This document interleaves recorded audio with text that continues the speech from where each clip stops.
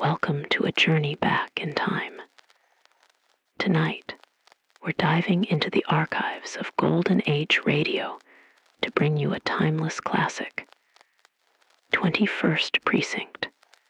First aired in 1953, this isn't just a detective show. It's a gritty, realistic look at the lives of those working in a busy New York City police precinct. It captures the atmosphere, the tension, and the heartbeat of the city as it was over 70 years ago. I've brought this audio back for those who find peace in old stories. Whether you're looking to unwind or heading to bed, let the nostalgic crackle of this vintage recording carry you away. So dim the lights, get comfortable, and let the sounds of the 1950s guide you into a deep, restful sleep.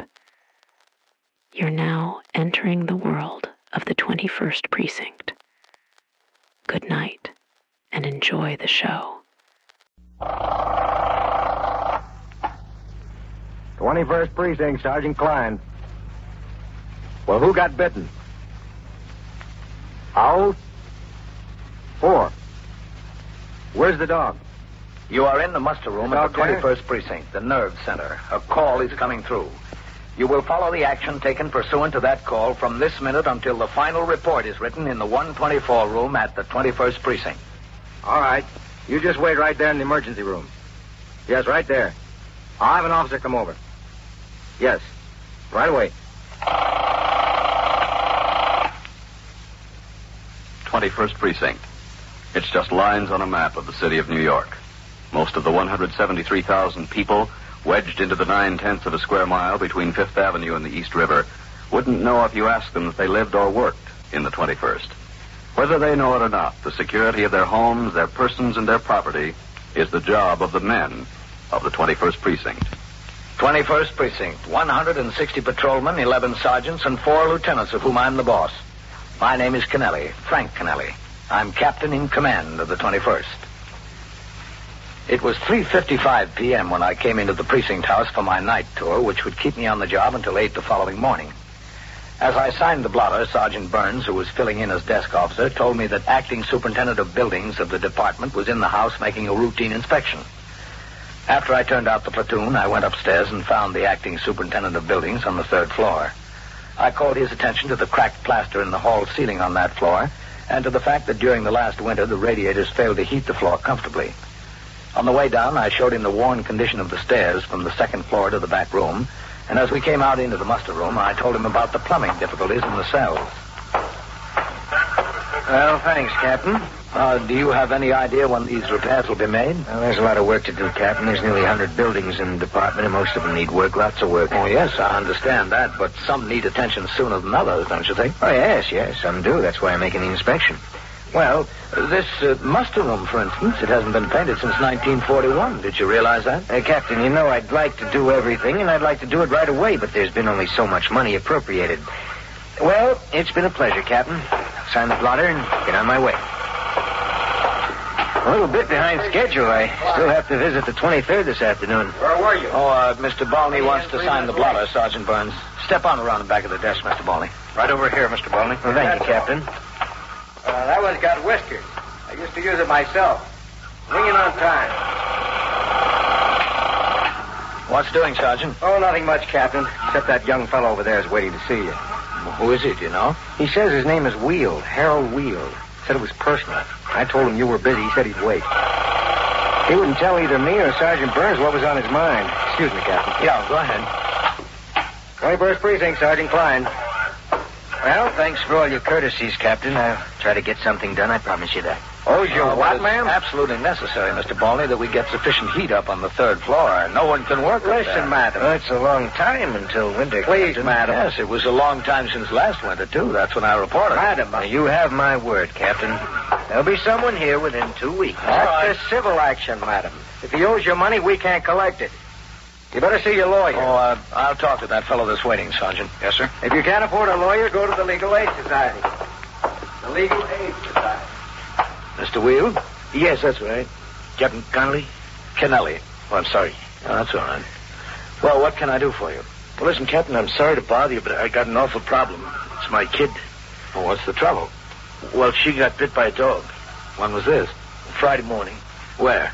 In the playground there, 62nd Street, York Avenue. Uh-huh. How old is she? 4. She's 4. Excuse me, Captain. Yes?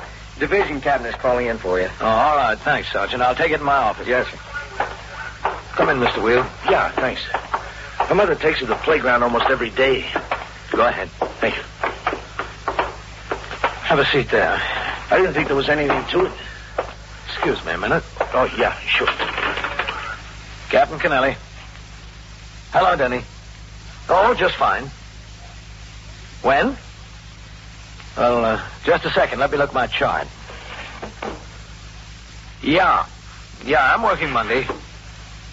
Where? All right, I'll be there. Okay, so long. How'd you happen to get bitten, Mr. Wheel?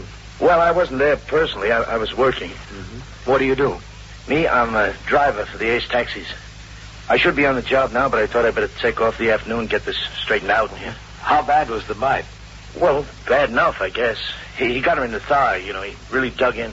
Did she get medical treatment? Oh, yeah. My wife said the lady with the dog was very nice. Janet, that's my wife. She got kind of excited at first, but doctor fixed it up, said it was nothing serious. So I forgot the whole thing, until I got a call from my wife this afternoon. Uh-huh. What happened then? Well, my wife was all excited. She called my dispatcher, left word for me to call her. When I did, she said somebody had been around from the Board of Health. Told her they couldn't get hold of the lady with the dog, and if they didn't by tomorrow morning, she'd have to bring the kid down for rabies shots. There's 22 shots. It takes 22 days. Well, where does the woman with the dog live? In this precinct? I don't know whether it's in this precinct. It's Mrs. Charles Whitney, 190 Sutton Place North. That's in this precinct, yes. So I took a walk over there before. It's a big apartment house, very expensive. I started to go in. The doorman asked me who I wanted, so I told him the whole story. Mm-hmm. He buzzed up to the apartment. There wasn't any answer. He told me a policeman had been around 2 or 3 times today and the day before. Policeman couldn't find anybody there either. Is he from here, that policeman? Yes, that's right. In dog bite cases, there's a 480V notice to be served on the owner. Mm-hmm. A notice to deliver the dog to the ASPCA for observation. Well, anyway, I got to talking to the doorman, and he said he thought sure somebody was home because the elevator man heard the dog barking in the apartment when he went up there on the floor for something else this afternoon. Oh, is that so? Well, I'm only going by what the doorman said the elevator man said. Now, look, the lady was very nice, but I don't want my kid to go through any 22 shots. What's more important, a dog or a kid? What do you think, Mr. Wheel? Well, I know what I think. The important thing is what you think. That, Mrs. Whitney, her husband is a big-shot judge, the doorman told me. You sit here, Mr. Wheel. Well, I'll sit here, but is that going to get me action? That's what I want, action. That's what you're going to get. I'll be right back. Sergeant Burns. Yes, Captain? What are you doing about a 480V on a dog bite case? All right. Is that this one on Sutton Place North, Captain? Yes, that's the one. What are you doing about it? Well, it's still hanging, Captain. Lieutenant Snyder said he had a man go by there 3 times during the day tour. There's nobody home. Well, did they go upstairs and see? I don't know about that, Captain. He just said it was still hanging. They haven't been able to serve it. I gave it to Singleton and told him to try as soon as he got over there. You know who that is? That's Judge Charles Whitney. Yes, I know. Now, listen, the father of the child the dog bit is in my office. He's been told to bring the child down to start a series of 22 rabies injections beginning tomorrow morning, unless that dog is delivered today. There doesn't seem to be anybody home, Captain. Well, the father says the doorman told him there was somebody home. Now, get on it. Yes, sir. I went back into my office and told Mr. Weald, the father of the dog bite victim, that we would make a further effort to serve the 480V notice on the owner of the dog. I advised him to return to his home and promised that we would notify him later concerning any results we obtained. Patrolman Singleton rang in and reported that he again went to 190 Sutton Place North and attempted to reach the occupants of the Whitney apartment by the house phone. There was no answer. He left a copy of the notice with the doorman. He was instructed to go upstairs and knock on the door. In the meantime, I read and signed such reports as had accumulated since I was last on duty and placed them in the box to be sent by messenger to division headquarters. At 10 minutes to 5, I went back out into the muster room and walked over to the desk. Trying to reach the judge at his office, Captain. Good. Sergeant Klein, did Singleton ring in again? No, sir, not yet. Judge Charles Winley's office, please. I thought this may be the quickest way to get some information, Captain. Well, it might be, yes. Hello? This is Sergeant Burns at the 21st Precinct. Is Judge Whitney there, please? Oh, is he? Oh, I see.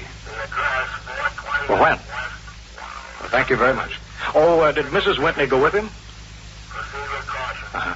Yes, I see. Well, thank you very much. He's out of town, Captain. Yeah? He went to Boston for the American Bar Association convention. Secretary expects him back tonight. He's flying in.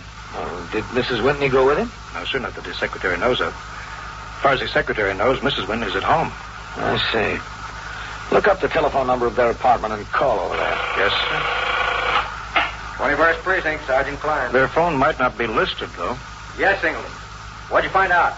Is that Singleton, Sergeant? Hold on. Yes, sir, it's Singleton. All right, let me talk to him. Take it right there, Captain. Hold on, Singleton. This is Captain Kennelly. Yes, sir. Did you serve that notice? No, sir. Well, did you go up to the floor? Yes, sir. What happened? Well, I knocked on the door, Captain. There wasn't any answer. Then I heard that dog bark inside. I knocked again. Finally, she came and talked to me through the door. Who came? Mrs. Whitney, Captain. Oh, wouldn't she open the door? No, sir. I told her I had the notice to serve on her to deliver the dog for observation. She said she wouldn't give up the dog. She wouldn't open the door. Did you explain to her that the Department of Health just has to examine the dog, that they won't molest or mistreat the animal? Yes, sir, but she refused to open the door. Where are you calling from now? The lobby of the apartment building. All right. You stay there. I'll be right over. Yes, sir. Sergeant. Yes, sir? Put out a call for a car to come by the house for me. Yes, sir, Captain. She's there, huh, Captain? She's there, yes. So's the dog. She wouldn't open the door. CB, is this Well, did she say why she wouldn't, Captain? No, that's what I'm going over to find out. What if she still refuses? Okay. You get a warrant to go in and get the dog. That won't look very nice. Cops break down judge's door. Some headline. Is this better? 4-year-old girl takes 22 anti-rabies injections. No headline. You are listening to 21st Precinct, a factual account of the way police work in the world's largest city. When you apply... And now back to 21st Precinct and Captain Frank Kennelly. The disease of rabies is almost extinct. This is due almost entirely to the cooperation between police and public health authorities and the strict enforcement of the laws relating to dog bite cases. These laws call for the compulsory observation of dogs and other animals who are carriers of the disease after they have bitten, and for compulsory treatment of human victims bitten by an animal that has escaped. The fact that the disease is now rare does not lessen the strictness of enforcement. The idea is to keep it rare. At 5:05 p.m., the car came by the station house and drove me to 190 Sutton Place North, a new apartment building in the high rent classification. As we drove up, I saw Patrolman Singleton on the sidewalk in front of the building. A man was standing there talking with him. All right, wait for me here. Hello, Captain. Singleton? Captain, this is Mr. Tedburn. He's the super of the building. The resident manager. Mr. Tedburn? How do you do?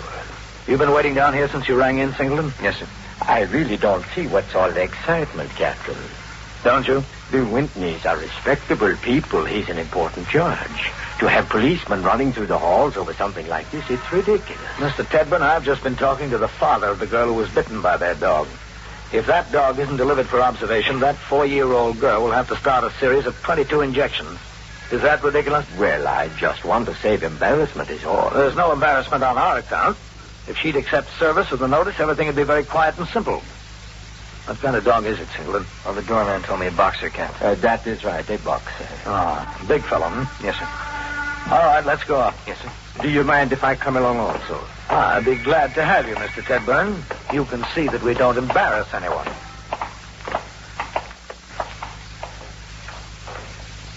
The doorman held the door open for us, and we walked into the foyer of the building. It was decorated in black and white. On the elevator, Singleton directed the operator to take us to the 14th floor. When we got off, Mr. Tedburn led the way to apartment 14B. No one was in the hall. Either the neighbors on the floor didn't know what was going on, or they didn't care. This is it. Shall I ring, Captain? Go ahead. Yes, sir. There it is. Try again. Yes, sir.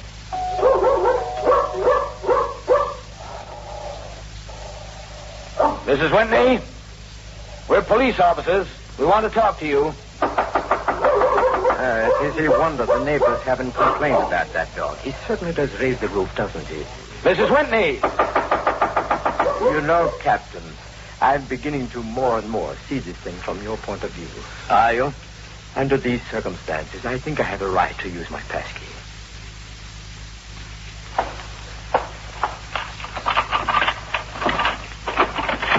Oh, she's got on the door chain. Quiet. Yes. Mrs. Whitney, please. Go away. Close the door. Please.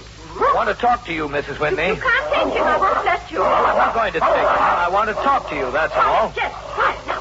Come on. Where's she going? I don't know. Well, she's coming back. She wants to put the dog in the other room. I want you to shut the door and let me alone. You don't seem to understand the seriousness of this, Mrs. Whitney. You want to take Jeff away. I don't want to take him away. He's all we've got. Jeff's all we've got. We have no family, just Jeff, that's all. I'm not going to take him away. I just have to give you this notice. Singleton. Oh, yes, sir. Here it is. I want you to take this, Mrs. Whitney. No, I won't. It's a notice to deliver your dog to the ASPCA by 10 o'clock tomorrow morning. Well, I'll take it, but I won't deliver him. I won't. You can't have him. He's the only thing I've got left. The only thing. All right. Let's shut the door. Thank you, Mrs. Whitney. I won't. Do you think she will bring that dog down there? I don't. She's been served with the notice. Okay, Singleton, get back on the job. Yes, sir. People can live in a building 20 years, and you never know they ever existed. 20 years. Hit that elevator bell, will you, Singleton? Yes, sir. Then a little thing like this can cause so much trouble. It's always the little things that cause trouble, Mr. Tedburn. People seem to manage the big ones. We rode down in the elevator. I thanked Mr. Tedburn for his assistance and came out of the building with Singleton. He resumed walking his post, and I got into the car and went back to the precinct house. There, as the officer who served the 480B form on Mrs. Whitney, I filled in the lower half and delivered it to the desk officer to be forwarded to the Bureau of Preventable Diseases, Department of Health. Sergeant Burns told me that Patrolman Mercado had come upon a boy, 17, in the act of turning in a false alarm. He chased him up the stairs of a tenement and over the roofs of 3 adjacent buildings before he was apprehended. The boy admitted turning in at least 5 false alarms during the last month. I went on patrol of the precinct, during which I stopped on post number 2, saw Patrolman Mercado, and congratulated him on the arrest. Later, while I was still on patrol, there was a radio signal to call in. We stopped at the nearest box, and I was told by Sergeant Klein that a visitor was waiting for me, Judge Charles Whitney. I had my operator drive me around to the precinct house. When I got out of the car, I instructed him to pick up his partner, who had been taking his meal period, and resume patrol. As the car drove away, I crossed the sidewalk and walked up into the muster room. Hello, Sergeant. Captain. 21st Precinct, Sergeant. Where's the judge? I suggested the judge wait in your office, Captain. Good. Good. All right. Oh, what's doing, Sergeant? Oh, it's been a quiet tour, Captain. All right, I'll be in my office. Yes, sir. 21st Precinct, Sergeant Klein. Open the what? Judge Whitney? Oh, hello, Captain. We've met before, haven't we? Yes, I think so. At some dinner. Oh, yeah. Well, sit down, Judge. Thank you. I just got into LaGuardia from Boston an hour ago. Yes, sir, I know. I understand you were over to the apartment, Captain. Yes, that's right. We were there. And I'm sorry if we found it necessary to be a little insistent with Mrs. Whitney, but I don't have to tell you the law in these dog bite cases, Judge. If I wasn't able to effect service the way I did, I would have been required to get a warrant and break the door down. I hope you were able to explain that to Mrs. Whitney. Captain, I haven't been able to explain anything to Mrs. Whitney. She wouldn't open the door for me either. Wouldn't she? No. I came home from the airport and went upstairs and tried my key. She had the chain on the door. Wouldn't open it. Wouldn't even talk to me. The building manager came upstairs and told me what had happened. Well, I'm sorry, Judge. Well, it's not your fault, Captain. I don't blame you. I should have seen it coming. Perhaps I even knew it was coming, and I couldn't bring myself to believe it. What's that, sir? A breakdown. I should have seen it the night I left for Boston. That was the same night that Jeff bit the child. Oh? He's a boxer, you know, so we named him James J. Jeffries, Jeff for short. Mm-hmm. I told her before I left that she would probably be called upon to deliver the dog for observation. And I should have seen from my attitude then that this was going to happen. I was in a hurry to catch the plane. She was all right until then. I understand she was fine when the dog bit the child, that she took the mother and the child to the emergency room, paid the bill, so forth. Yes, that's the report we got, too. But the minute I mentioned the possibility she might have to turn Jeff over for observation, she changed. Well, what was the reason for the change, you know, Judge? Yes, I do. I think I do. See, Captain, we had 2 sons, Richard and Charles, Jr. They were a year and a half apart, 19 and 20. They were in school at Yale. Last June, they were driving down to New York after school. Their car turned over on the Merritt Parkway. They were both killed. Both of them. I'm sorry to hear that, Judge. If you have children of your own, you can imagine what it did to us. We went away, but that didn't help. Nothing helped. For myself, I found escaping my work. A judge can work hard, you know, and I did. But Nora didn't have anything like work. I suppose she turned to the dog, as Jeff was the boy's dog. When she saw the possibility that she'd lose the dog, that brought it on. I'm sure that's the answer. Well, it probably is, yes, sir. She wouldn't even open the door. She doesn't even trust me. If I'd have known what the circumstances were, perhaps we could have used some other means. There wasn't any way for you to know, Captain. I'm not worried about that now. She's locked up in there alone. That's what I'm worried about. I don't know what's preying on her mind. Well, if you want to go into the apartment, Judge, I can call the emergency squad to give us a hand. They have a way with doors. Yes, but that's only as a last resort. No, I'd like to try persuasion some more. I had the door open this wide, the same as you did. I called to her. She wouldn't answer. I couldn't think of anything else to say or do. I came over here. Well, do you have any ideas, Captain, besides the emergency squad, I mean? Well, perhaps I have one, just one. It might work. I don't know. Anything, Captain. I'm willing to try anything.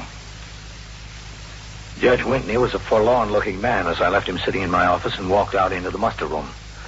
I gave Sergeant Klein instructions to have a car drive around to the precinct house to pick us up. Also, I told him to have sector car number 1 go to the home of Harold Weald, the father of the dog bite victim. They were instructed to locate Mr. Weald and ask if he would accompany them to 190 Sutton Place North. The car came by to drive Judge Whitney and myself to his apartment house. We rode the elevator to the 14th floor in silence. Is this way, Captain? Yes, I know. Oh, of course you do.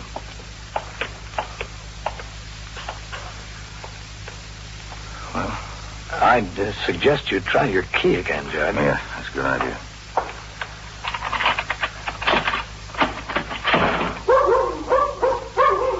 Still on the chain. Nora! Nora! Why don't you try calling the dog? If he comes to the door, maybe she will, too. Yes, that's a good idea. Jeff, boy! Hey, Jeff! Hey, Jeff! Hey, Jeff! Come on, Jeff! Usually comes when I call him, Captain. Well, I think she has him in the back with the door closed. That's where she had him before. Nora, please come to the door, Nora, please. Nora.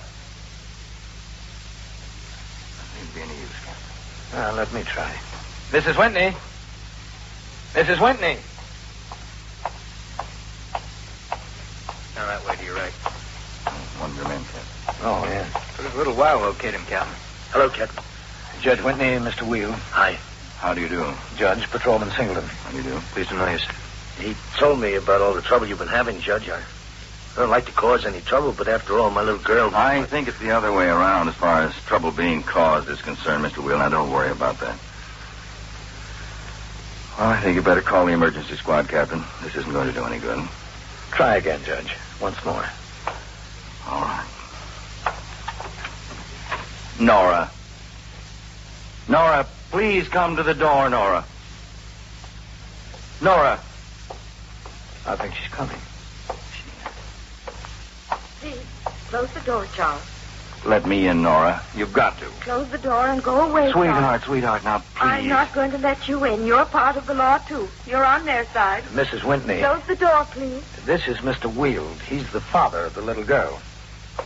Oh, how is she? She's all right, I think, ma'am. I'm sorry. I'm terribly sorry. Jeff never bitten anyone before. I think it was an accident. I think he was just trying to get that red ball she was playing with. Just the red ball. He's a very good dog, really. Yes, ma'am. Are you sure she's all right? We hope she'll be all right. She has to take 22 injections. 22 injections? Why? Because we can't get Jeff to see that he doesn't have rabies. Oh, Jeff doesn't have rabies. You know he doesn't. We have to make sure, ma'am. That's the law. I don't want to hear about the law. That's all I ever hear about. You don't want that little 4-year-old girl to go through 22 injections, do you, Mrs. Whitney? Oh, no. That'd be a shame. Well, it's up to you. It's not up to me. Jeff doesn't have rabies. Anybody can see that. Anybody. When were you told to bring your little girl to the Department of Health, Mr. Wheel? Tomorrow morning, 10 o'clock. All 22 at once? No, ma'am. It takes 22 days. Oh, no. Poor little girl. Now, nothing will happen to Jeff, Mrs. Whitney. Believe me. They'll take good care of him. You'll have him back. They'll keep him. They'll take him away from me, just like everything else. 22 injections. That's right. And she's such a little girl. How old is she? 4. Yes, 4. That's right. She was crying and her leg hurt her. But those little curls with a ribbon. I remember those little curls with a ribbon. I never had a little girl. I always wanted one. Not 22 injections. Yes, ma'am. 22. Please close the door. Mrs. Whitney. Please close the door. I can't get the chain off if you don't close the door. Yes, ma'am.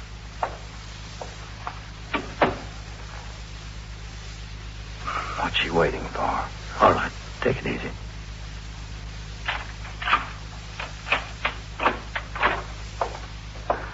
Sweetheart, I'm sorry. I'm very sorry. There's a lot to be sorry about, isn't there? So much. Thank you, Mrs. Whitney. Nothing to thank me for. Jeff's in there in the bedroom. I'll see that he gets where he has to go, Captain. Good. Young man? Me? Yes. Yes, ma'am, Mrs. Whitney. Watch her. Watch her every minute. Every minute of your life. Yes, ma'am. Because without her, you won't have any life.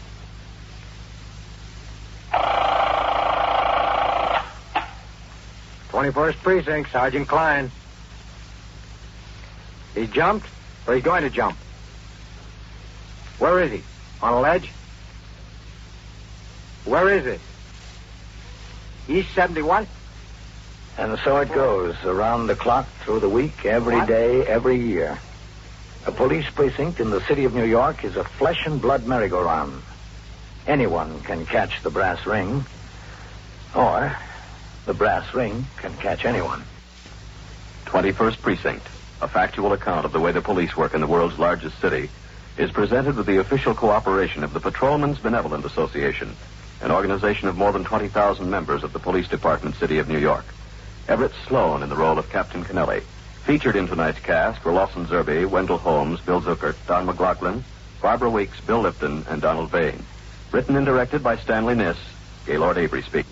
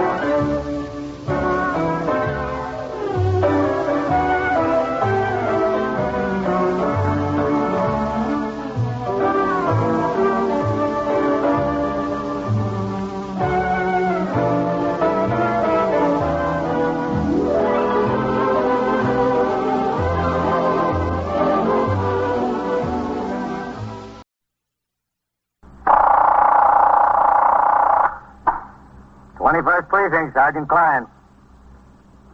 He jumped or he's going to jump?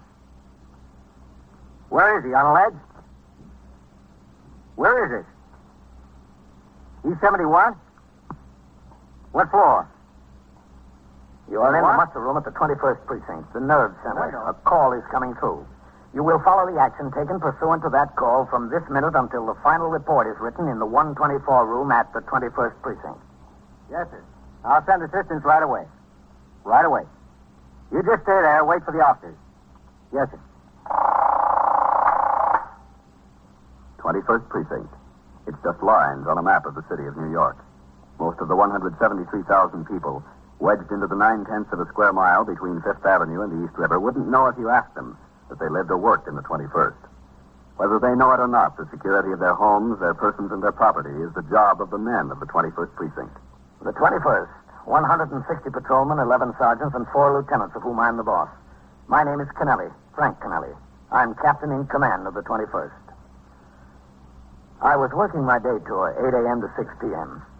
When I returned from patrol of the precinct at 2:20 p.m., the desk officer, Lieutenant Snyder, told me he had received word from the district attorney's office that 9 of my men, Sergeant Collins and 8 patrolmen, had been instructed to appear before the New York County Grand Jury at 10 the following morning. All had been at the scene when a gang of 5 safe burglars were apprehended 3 weeks earlier. I took the teletype communication concerning this matter and went upstairs to Lieutenant King's office in the 21st Detective Squad on the 2nd floor. Come in. Hello, Matt. Come in, Captain. How are you, Captain? Oh, all right, except for this communication we got. What communication is that? This. Matt, there were 4 safe and loft squad detectives there and 4 of your men when that collar was made.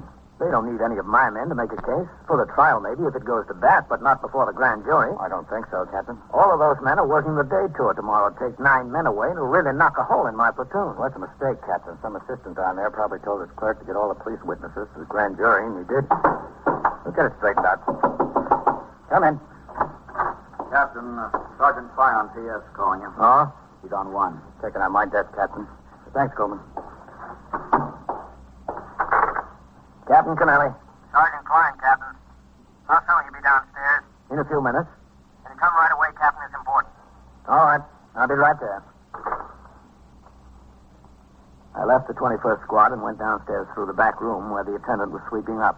He nodded at me, and I nodded back. I stepped out into the muster room. Lieutenant Snyder was talking to a couple of complainants who stood before the desk. I walked over to the telephone switchboard. 21st Precinct, Sergeant Klein. All right. You take your meal now. What is it, Sergeant? Got a piece of bad news, Captain. Yes? What? A woman called in here from Queens. She said she was a neighbor of Sergeant Burns and his wife. Yes? She said that Mrs. Burns just got a telegram from the Army. Their boy was stationed at Fort Devens. He was killed in an accident this morning. That's too bad. A neighbor said she was calling from his house. Doctor's there for Fred's wife. They think he ought to come home right away. Where is he? On patrol, Captain. All right, you better call him. Yes, sir. Communications Bureau, Patrolman Nelson. This is Sergeant Klein at the 21st. Would you have 651 call the 21st? Yes, sir. How did it happen? Did they know? No, sir. Just a telegram notifying them so far. Neighbor said it didn't say much. Mm-hmm. Car 651, call 21st Precinct, K. 651, 10-4, K11. How old was the boy? About 19, 20. He was their only child, wasn't he? Yes, sir. His name was Fred, too. Fred Jr. Always talking about that kid. They loved to fish together. It's all he used to do when he was swinging or working the night tour. Go fishing with his boy. What do I say to him when he rings in, Captain? I'd rather not be the one to tell him. Have him come into the house. I'll talk to him. Yes. 21st Precinct, Sergeant Klein. This is Lieutenant King, Sergeant. Would you tell Captain Kennelly that was a mistake? None of your men have to appear at the grand jury tomorrow. Yes, sir. I'll tell him. Okay, thanks. It was Lieutenant King, Captain. They don't need any of our men for the grand jury tomorrow. Oh, good. 21st Precinct, Sergeant Klein. Sergeant Burns, box 18. Oh. Hello, Fred. Come into the station house, will you? What's doing? Captain wants to talk to you. What's the matter?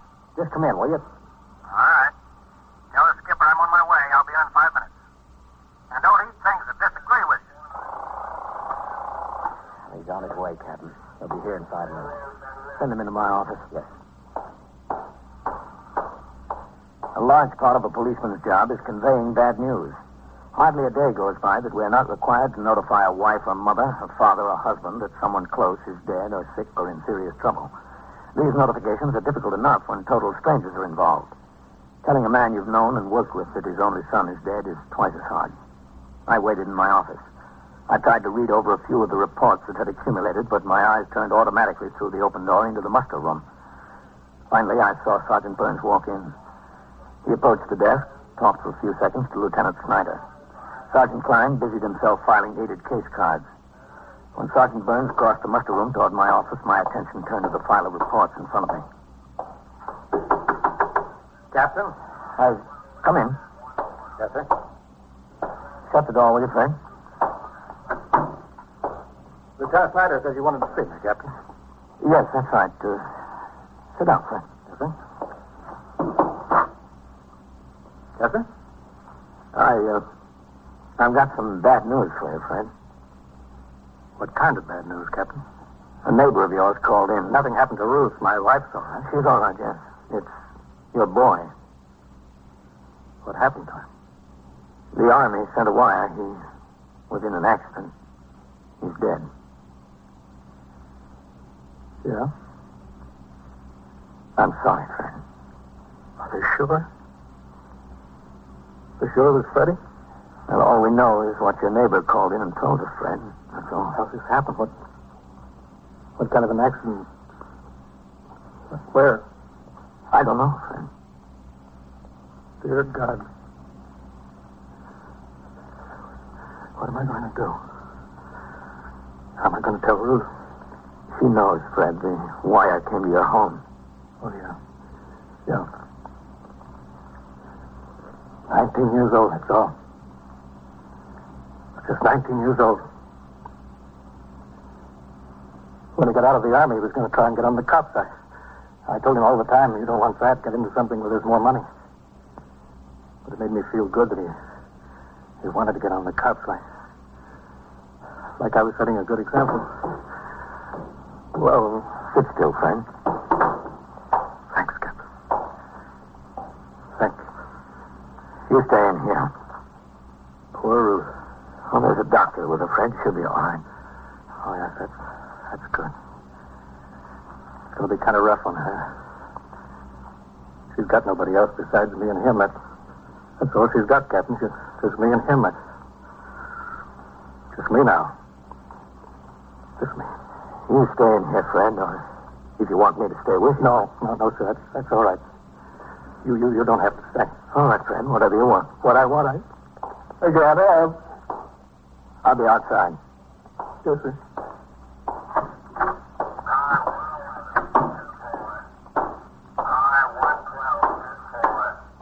How is he? You all right, Ken? Yes, I think so. 21st Precinct, Sergeant Klein. All right, 15. You think somebody ought to stay in there with him, Captain? He wanted to be alone. Oh. Hello, Captain. Matt? You got my message about your men not being needed at the grand jury tomorrow? Yes, sir, I gave it to him. You know what happened? It's a laugh. Somebody down at the DA's office. What's the matter? Fred Burns just got word his son was killed. Oh, that's rough. Yeah, he was a nice kid. I met him once. We went fishing. Captain, don't you think somebody ought to be in there with him? I don't know whether it's good to leave him in there alone. He ought to have company. This is one time a man doesn't need company. Not when he's crying. In about 20 minutes, Sergeant Fred Burns came out of my office. He changed to civilian clothes. I offered to have a man accompany him home. He refused. The rest of the afternoon was quiet. I turned out the platoon for the night tour at 4. From 4:30 to 6, I completed my paperwork and dictated a special report regarding changed conditions in the precinct in connection with the reopening of the schools. Shortly after 6 p.m., I signed the blotter and left the precinct to go off duty. The following day, before I reported for my night tour, I drove to the home of Sergeant Burns in Queens. I found the street with little difficulty, but every house was alike, except for the numbers on the doors. I parked my car and headed up the flagstone walk. Number 72 was a little different than the rest. There was a black wreath on the door.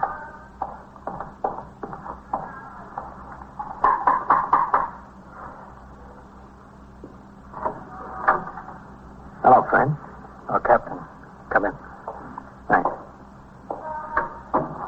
I hope you'll excuse the way things look around here. Oh, yeah, sure.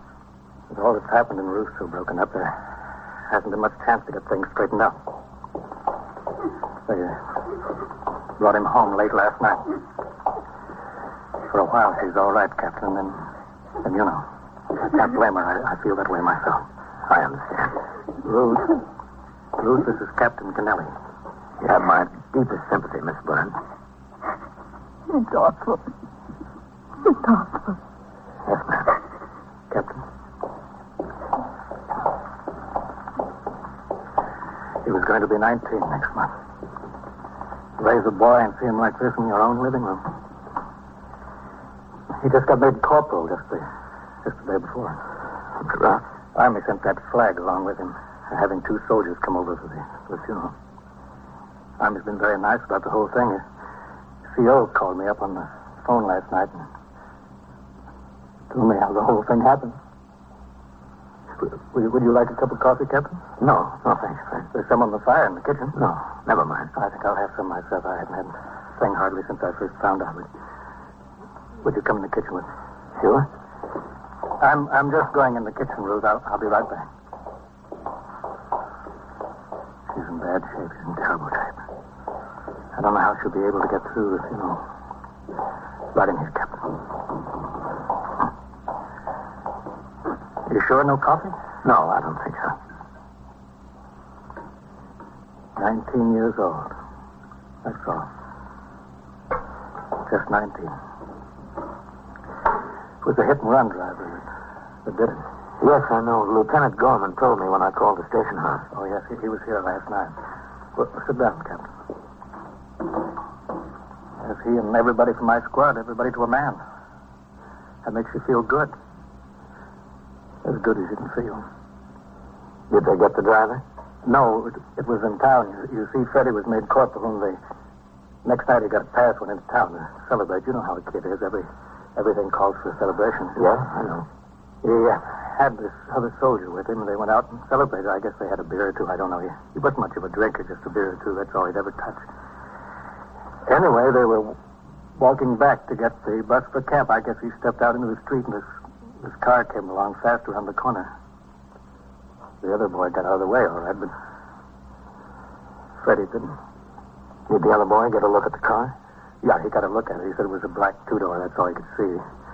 The only thing he did say is he thought it was a soldier who was driving it. He couldn't even be sure of that. They're working on it, the MPs, the state police up there in Massachusetts.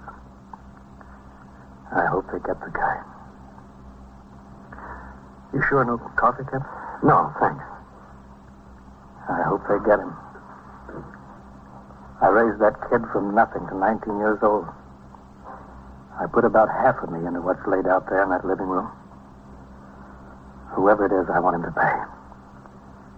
I wouldn't want him to do it to another man's son. I want him to pay hard. I talked to Sergeant Burns a few minutes more. Finally, his wife came into the kitchen. She was a little better. He stayed out until Monday. When he reported back on the job for the night tour, I talked to him in my office for several minutes. He seemed fairly composed considering the circumstances and told me his wife had overcome the initial shock.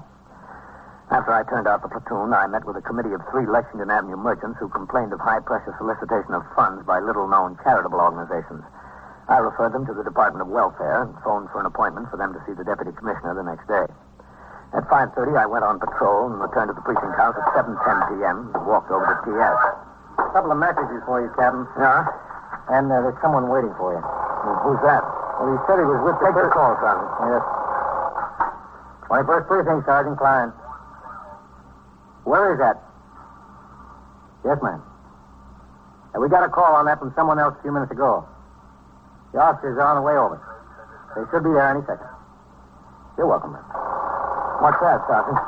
A family argument over on East 67. Oh. Who is it that's waiting for me? Lieutenant Nayland, Captain. He says he's with the 1st Army Military Police Apprehension Unit. Where is he? I asked him to wait in your office, and I told him you were due back in the house any minute. He's in there. Okay, thanks. Yes. I'll be in my office. 21st Precinct, Sergeant Klein. Lieutenant Nayland? Yes, sir. I'm Captain Kennelly. How do you do, Captain? Lieutenant Richard Nayland, 1st Army MP Apprehension Unit. I'm glad to know you. Sit down. Thank you, sir. Well, what can I do for you, Lieutenant? We got an arrest to make in your precinct, Captain. Oh? You need some assistance? Yes, sir, I think we will. But that's not the problem right now. What is? This feller's AWOL. We've had the house staked out since last night. His wife's apartment, that is. Mm-hmm. We're 90% sure he's up there, but nobody's shown their head out of the place since we've been watching. Yes? We thought either he or his wife would come out today. We'd like to wind it up, but we don't have a warrant. And being federal officers, we can't go in there without a warrant. We can't go in there either, Lieutenant. Not under these circumstances. We've got to have reason to believe that there's evidence of a crime or a fugitive from a crime inside. And by crime, I mean a felony, not AWOL. He also is a fugitive in connection with a felony. Is he? Yes, sir. The Massachusetts State Police have got a warrant out for him on manslaughter. He's suspected of driving a hit-and-run car that struck another soldier and killed him. What was the name of the victim? And we got the request to apprehend from the MPs at Fort Devens. I didn't notice whether it was mentioned in the report or not. Oh, yes, sir, here it is. Corporal Fred Burns, Jr. I think we can be of assistance to you, Lieutenant. Thanks, Captain. Anything you can do will be appreciated. We're glad to do it. The victim's father is a sergeant of police in this precinct. Yes? Yes. Well, that's a strange coincidence.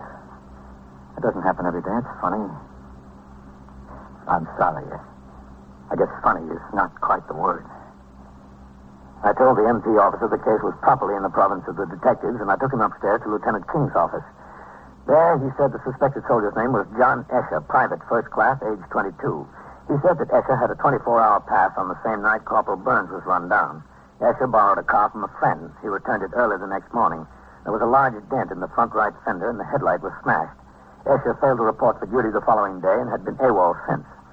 This information had been forwarded to the 1st Army Military Police by Fort Devens MPs with a request that Private Escher's listed residence be checked. The residence was a small flat on the 3rd floor of an old law tenement building on East 76th Street. Lieutenant King and I sought all the available information from the MP officer. How many men have you got planted over there now, Lieutenant? Well, Lieutenant, we got the request yesterday from Fort Devens. I sent 2 of my best men right to the address. We staked the place out. We haven't seen either her or him since we've been there. She hasn't come out. Well, maybe she's not there. She might have gone to meet him someplace. There's somebody there, sir. I got hold of the people who live downstairs from them. They've been hearing voices and people walking around in the Escher place. People? That's what they said. 2 people at least. Has Escher had any previous criminal records you know of, Lieutenant, before he went into the service? No, Lieutenant, no record at all. He had gone AWOL once before. That was limited to company punishment. He overstayed a leave 48 hours. Well, Captain, suppose we go have a look. All right, Matt. But there's one thing. Yes, sir? Can I use your phone to TS? Sure. Thanks. 21st Precinct, Sergeant Clarence. This is Captain Kennelly. Put out a radio call for Sergeant Burns. Yes. Tell him to come into the station house. Yes, right away. I think he'd like to go along. I'm sure he would, Captain. In 5 minutes, Sergeant Burns was in the station house. He appeared to accept his instructions as he would in connection with any other duty assigned. We left the precinct house for the East 76th Street address at 10 minutes to 8. It was just getting dark. Lieutenant Nayland spotted the 2 men he had planted watching the buildings. He signaled for them to join us. Lieutenant King gave his instructions. He, Lieutenant Nayland, Sergeant Burns, and myself would lead the way up the stairs to the 4th floor. An MP and a detective right behind us would proceed straight up the stairs to the roof of the building to block an escape that way. The other officers would remain on the 3rd floor landing. All right, you drop off here. Yes, sir. Let the detectives and the MPs handle it, Fred. We'll stay in the background. Yes, sir. And you keep away from the boy. Yes, sir. All right, up quietly now. The door in the front. Penny, the tally, up to the roof. Right, sir? Okay.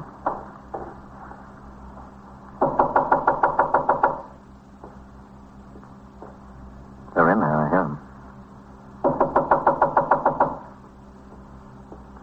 Yes? Who is it? I want to talk to John. John isn't here. And I want to talk to you. Open the door. I'm a police officer. What do you want? Open up or I'll kick it in. Open up. All right.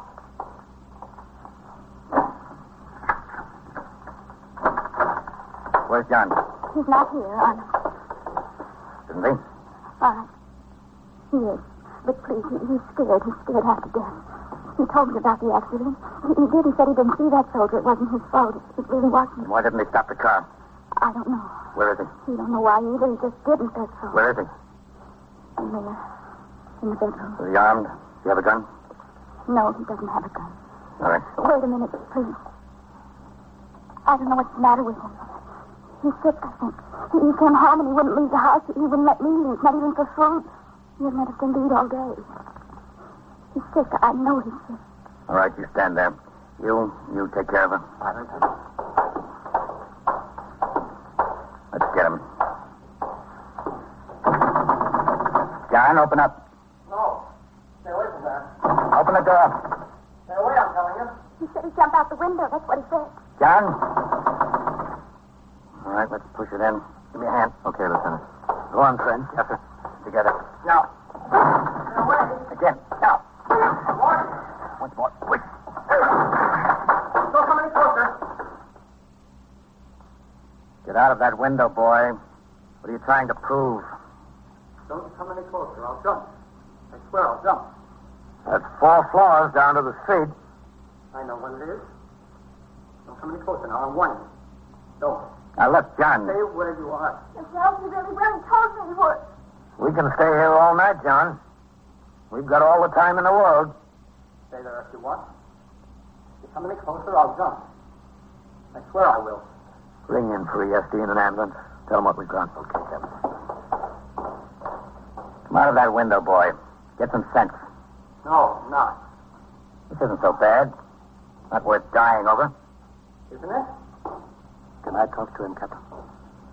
Man? Sure, Fred. Go ahead. Listen, son. I'm not listening. Don't try to calm me. All right, you're in a little trouble. Everybody's been in a little trouble. Stay where you are. I'll go out, I swear. That'd be a smart thing to do, wouldn't it? That's going to solve everybody's problems, huh? You'll solve mine? What about your wife? What about your folks? Look, don't try to con me. Stay where you are now. All right, now, come on, get out of there. Why make things worse than they are? It's not that bad. Plenty bad. Not so bad. For other people, maybe. Everybody knows you're sorry about running down that soldier. And AWOL isn't anything. It's nothing. I'm telling you, stay away. I'll go out. Do you know the soldier that you ran down?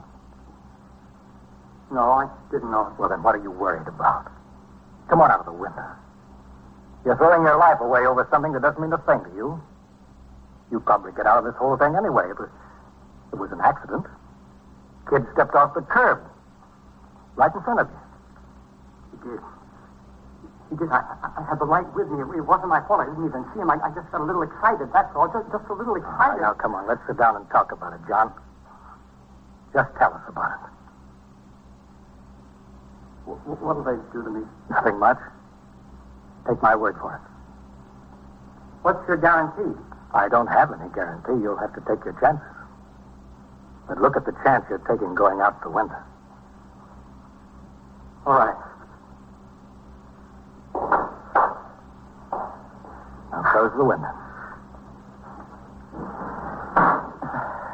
Sit down in that chair. Yeah. All right. Here's a cigarette. Smoke it and relax. All right. Get back on the job, you men. Show's over. All right, sir. Good work, friend. Thanks, Sergeant. I really didn't want to go out the window. I didn't know what else to do about it. There just wasn't anything else to do. I'm Lieutenant Nayland of the MPs. Well, that figures. Your prisoner, Lieutenant. Sergeant, you're all right, Sergeant. You're okay. Thanks. I just got away with boys. You have? You must have one yourself. No. No, I don't, Johnny. No children. 21st Precinct, Sergeant Klein. What's the matter there? How do you know? And so it goes. Around the clock, through the week, every day, every year. The police precinct in the city of New York is a flesh and blood merry-go-round. Anyone can catch the brass ring, or the brass ring can catch anyone. 21st Precinct, a factual account of the way the police work in the world's largest city, is presented with the official cooperation of the Patrolmen's Benevolent Association, an organization of more than 20,000 members of the Police Department City of New York. Everett Sloan in the role of Captain Kennelly, Ken Lynch as Lieutenant King. Featured in tonight's cast were Wendell Holmes, Lawson Derby, Ralph Camargo, George Petrie, Michael Dreyfus, and Elaine Ross. Written and directed by Stanley Niss. Produced for CBS Radio by John Ives. Gaylord Avery speaking.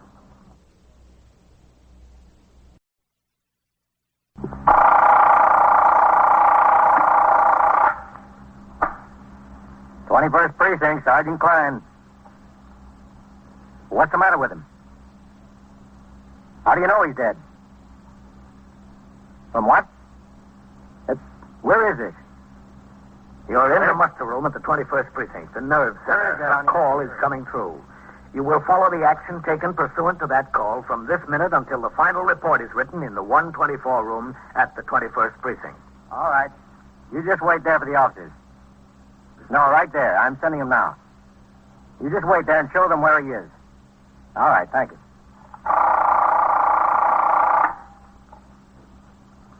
21st Precinct. It's just lines on a map of the city of New York. Most of the 173,000 people wedged into the 9/10 of a square mile between Fifth Avenue and the East River wouldn't know if you asked them that they lived or worked in the 21st. Whether they know it or not, the security of their homes, their persons, and their property is the job of the men of the 21st Precinct. The 21st, 160 patrolmen, 11 sergeants, and 4 lieutenants, of whom I'm the boss. My name is Kennelly, Frank Kennelly. I'm captain in command of the 21st. I was working my 4 p.m. to 8 a.m. tour. After I turned out the platoon for the night tour, I read the entries on the arrest record and blotter for an event-by-event picture of what had occurred in the precinct since I was last on duty. A little after 6, sector car number 3 came by the house for me, and I went on patrol of the precinct.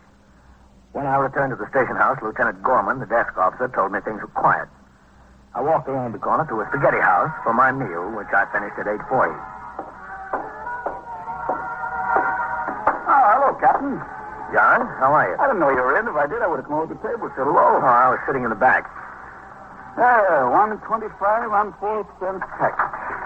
Out of 2. Oh, I'll have a pack of spearmint. Well, that's 134. You been seeing many ball games, Captain? No, not this year. 35, 40, 50, and 2. Me neither. You know, I couldn't whip up any enthusiasm this season. I'm a Yankee fan. I'm a Yankee fan from way back, but 8, 10, 12, 14 games out in front, how can you get excited? Just the point where they're the whole league. Yeah, it's got to be close to be interesting. But at least the series might be interesting. Who do you pick? I think the Brooks will take them. You do? They never have yet. Well, that's some ball club. Well, yeah, they look like a ball club in their league, but wait till they get up against some competition. Well, wait, I'll walk out with you. I want to get a paper. Ralph, keep your eye on the front, huh? I just want to take a look at the box scores. They clinched the pennant, you know, but there's no harm in checking on the batting averages. Yeah. You going to see any of the series games, Captain? It's a little bit too rich for my blood. Yeah, that's $10 a reserve street routine. That's a little rich for anybody's blood. Yeah. Look at that fella. He's turning a fire alarm. Hey, you. Hold up there. Wait a minute. You. Wait a minute. I'm not going anyplace. Where's the fire? There isn't any fire. What'd you pull the hook for? Because I wanted it. Where's the fire, Captain? There isn't any fire. I'm a police officer. What's your name? Ryder, Hal Bryan. Don't you know it's a criminal offense to turn in a false alarm? I know it's a criminal offense. Captain, you want me to run around the station house? You want to get some help? He doesn't need any help. No, John, they'll be here. Don't worry about it. Why'd you pull the hook? Come on, look at me. Talk to me. Why'd you pull the hook? Because I want to go to jail, that's why. I want to go to jail. You will, mister. You can count on it. The essential factors in fighting a fire are the promptness of discovery and the speed at which firemen arrive on the scene. But speed has its hazards.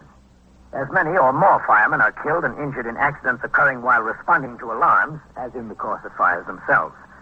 During the last calendar year, there were 13,981 false alarms in the city of New York. And to each of these, no less than 4 pieces of fire department apparatus and 2 police cars responded. In this case, the offender, Hal Bryan, made no excuses, nor would he offer any reason for his act. He was questioned for some minutes on the street by myself, by other police officers on the scene, and by the fire captain in command of the apparatus which responded. After the fire apparatus left, he was taken around the corner to the precinct house, where, as arresting officer, I booked him in. How do you spell that?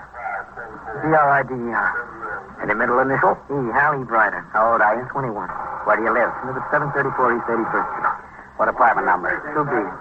Bond is $500. Can be posted with me. What do you mean, bond? Bail. If you can get somebody to post $500 bail, you don't have to appear until he comes up in court. Otherwise, we'll have to hold you. I want to be held. I don't want any bail. Now, look, son, this isn't doing you any good. You must have had a reason for pulling that hook. Now, tell us about it. I don't want to talk about it. Just lock me up. Well, that'll come soon enough. How many other false alarms did you turn in? None. This is the only one. What was it? Just an impulse? No, it wasn't an impulse. I thought about it. I thought about it a long time. Look, that's my office across there. Go in there and sit down. I'll be in a minute. Why? I want to talk to you, that's why. I've got nothing to say. I just want to be locked up. Go in there and sit down. Yes, sir. I don't want to talk. I don't want to talk to anybody. That's an odd one, Captain. Yeah, sure is. Do you want to take this pinch yourself, Captain? You'll have to go to court in the morning. No, that's all right.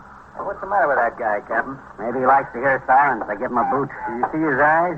Looks like a user to me. He did it that, didn't he? I know he's a user. I wanted him to tell me. What's his idea? What could he get by turning in a false alarm? Well, what could he get besides a little time on Rikers Island? I'll be in my office, Lieutenant. Yes, sir. All right, Hal. I want you to tell me what the trouble is. I've got no trouble. Haven't you? Stand up. Why? I said stand up. Yes, sir. Take your coat off. Why? Is that the only thing you know? Why? Take it off. Yes, sir. Put it on that chair there. Roll up your sleeve. Oh, what are you trying to find out that you don't already know? Let me see your arm. How long have you been on the habit, Hal? Long enough. All right. Sit down. Why'd you pull the hook on that firebox? A long story. You wouldn't be interested. Who said I wouldn't? Well, I'm not interested. Look, you locked me up. I don't feel like talking to anybody. I'm beginning to feel lousy. I feel terrible. Are you married? No, I'm not married. You live on 81st Street there all by yourself? Yes, all by myself. You have any family? What's this got to do with my family? Where are they? I don't have any family. When did you shoot up last? What difference does it make? When? Yesterday morning, not since then.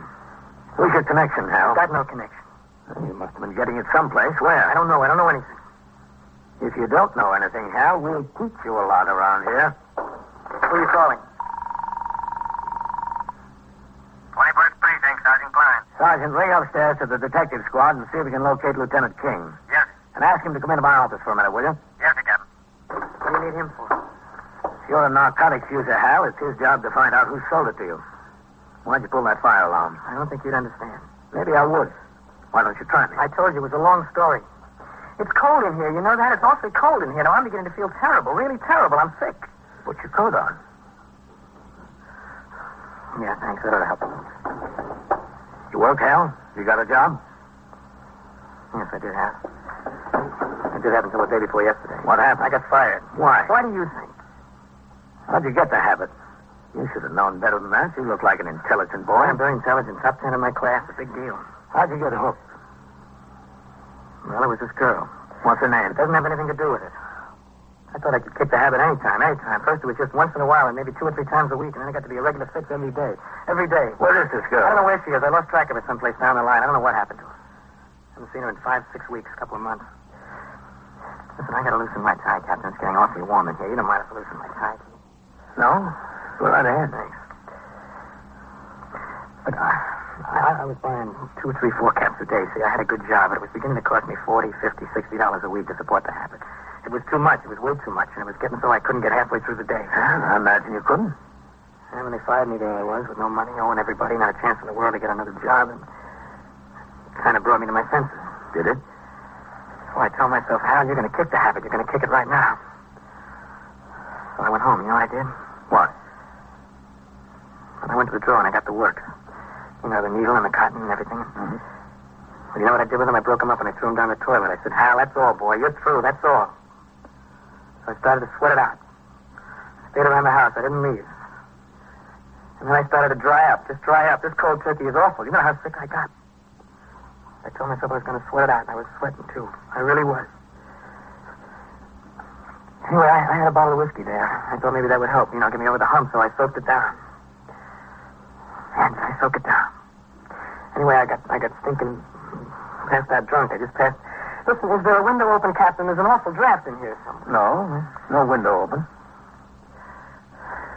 Well, I don't know. Maybe it's just my imagination. I guess I'm just getting sick again. Anyway, I flopped down in the bed, and it was 11:30 in the morning before I woke up, and I wasn't feeling too sick, so I said, Hal, maybe you're over the hump. Maybe you're there. Well, didn't you eat anything?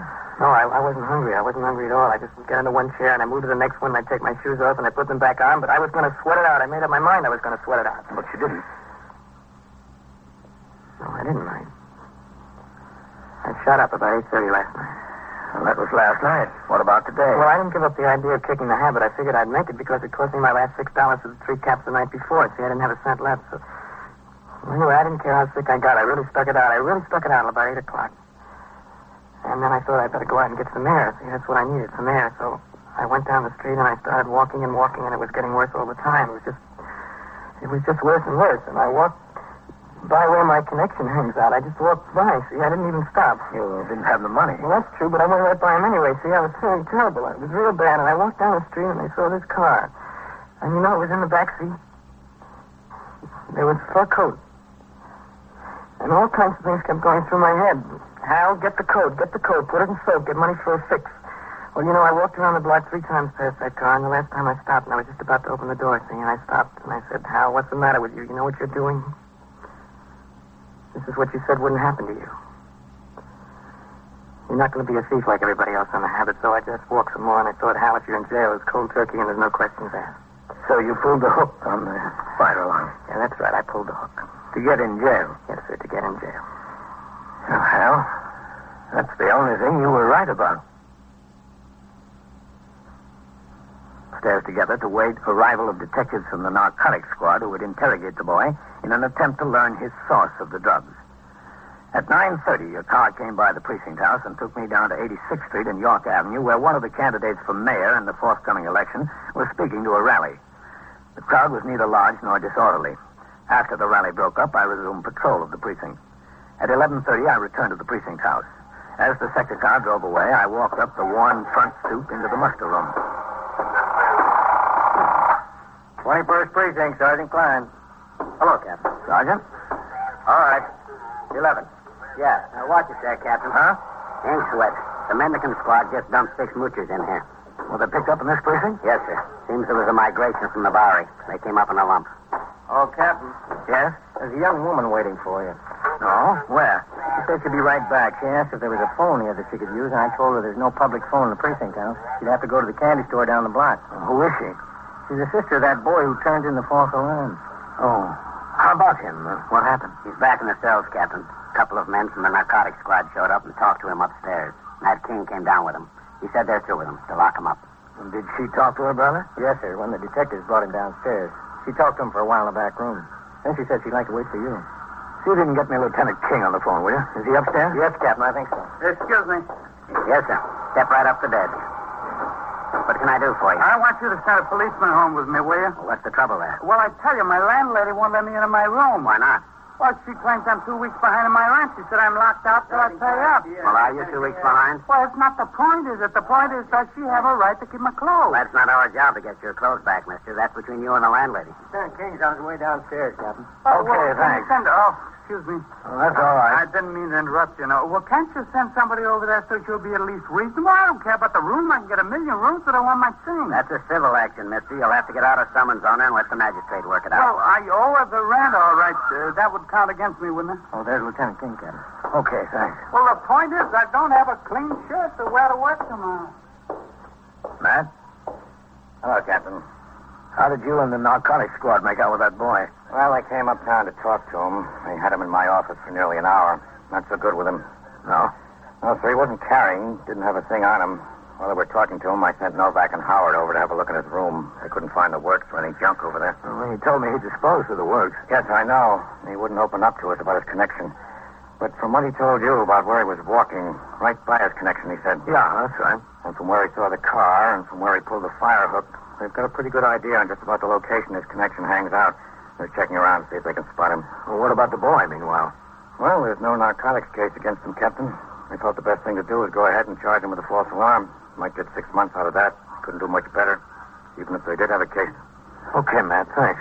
We'll go out and get a sandwich. How about you, Captain? No, much obliged. I got a whole folder of reports in there. Oh, that's his sister just came back in. Yeah, they told me she wants to talk to me.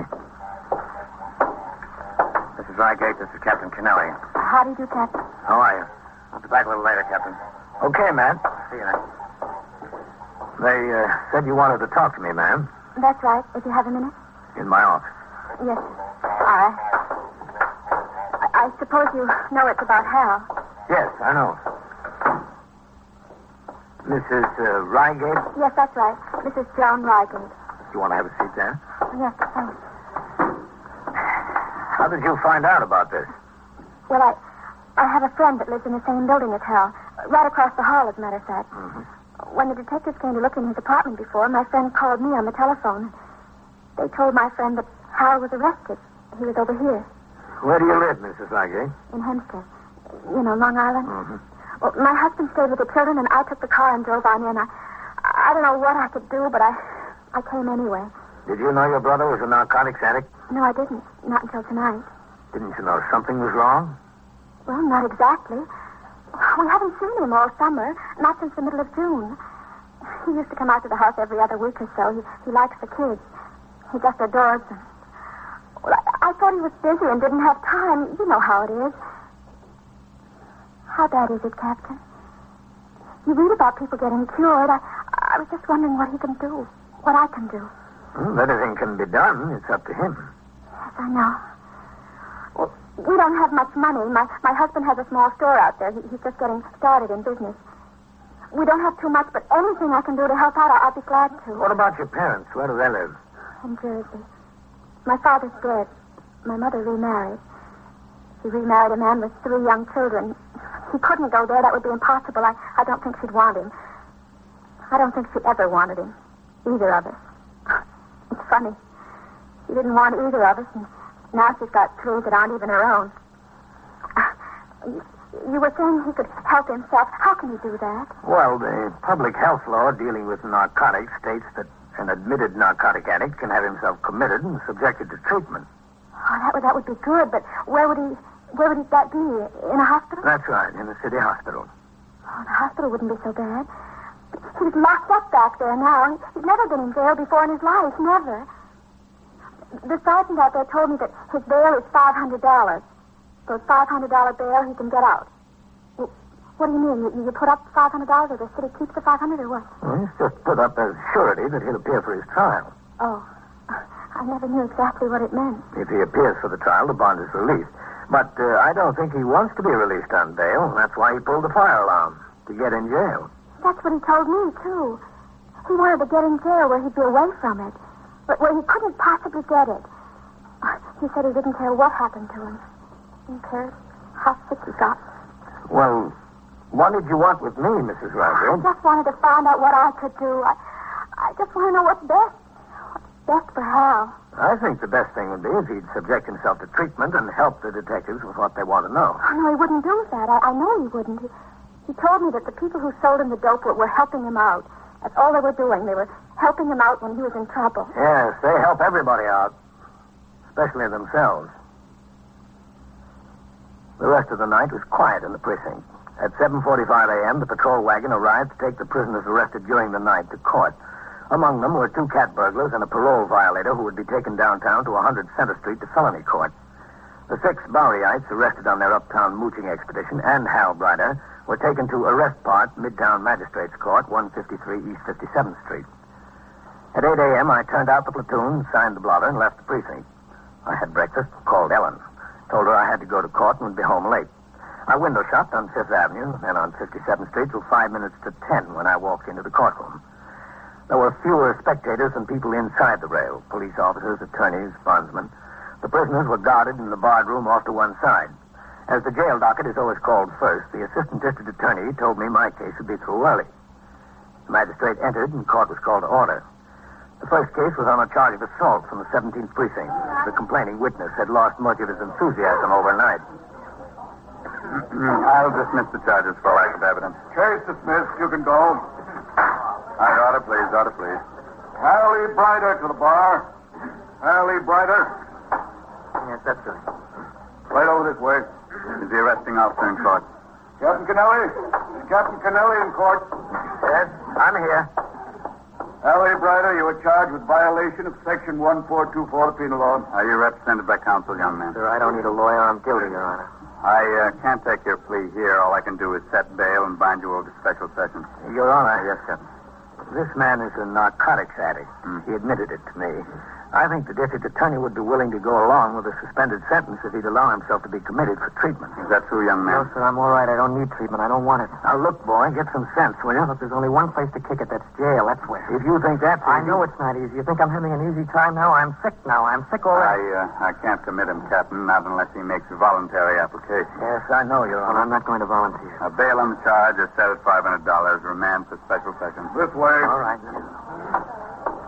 Step this way through that door. Bernard J. Bexel.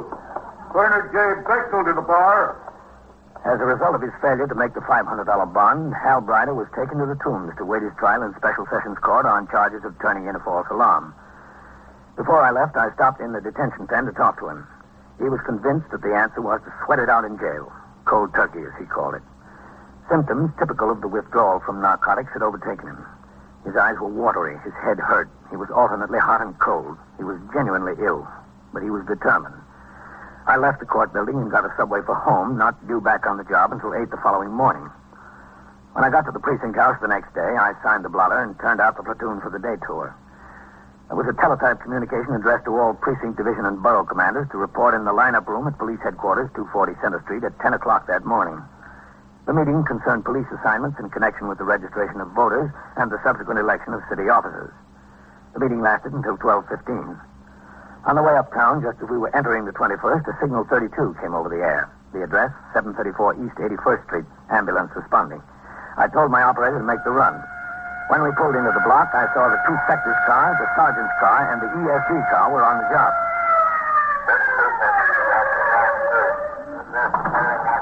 All right, let's keep the sidewalk clear, Farrell. Have these people move on. All right, police officer. Coming through there. Police officer. All right, let me through there. Oh, hello, Captain. What have we got, Sergeant? DOA. Yeah? I was just going out to notify the medical examiner. What is it, natural causes? No, sir. Not homicide? No, sir. You know who he is? He's your friend, the false alarm kid.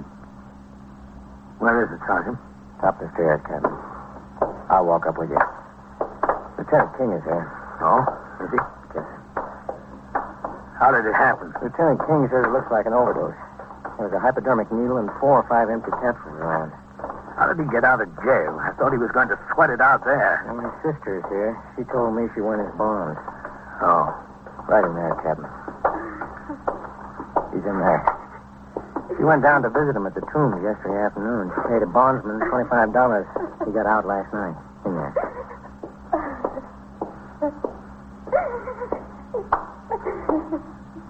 Hello, Matt. Captain. What's it look like, Matt? An overdose? Yes, sir. It's pretty obvious.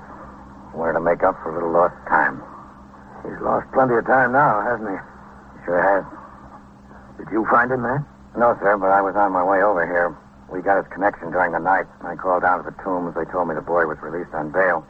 So I was on my way over to see if he'd help us make a stronger case against this shover. How was he found? His sister came to see him. She promised she would at noon. She knocked on the door. There wasn't any answer. She got the super to open up. This is what they found. He wanted to kick the habit. Seems like the habit kicked him. All right, I'll go talk to her. You better notify the ME, Sergeant. Yes.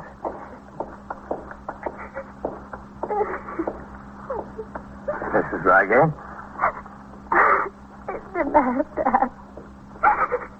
It didn't have to happen at all. You wanted to stay in jail. You wanted to sweat it out. I couldn't stand to see him in jail. Not Hal. I just couldn't stand to see Hal in jail. I got a bondsman and I got him out. He didn't want to come out. He didn't want to leave. But I talked him into it. It's my fault. Oh, my fault. I know it. But if you got him out, why did you leave him alone last night? Well, he said he'd be all right. And I have my children and my husband. He said he'd be fine. He told me he was going to kick the habit. He said he'd never touch this stuff again. He won't. He's kicked the habit. He's kicked it for good.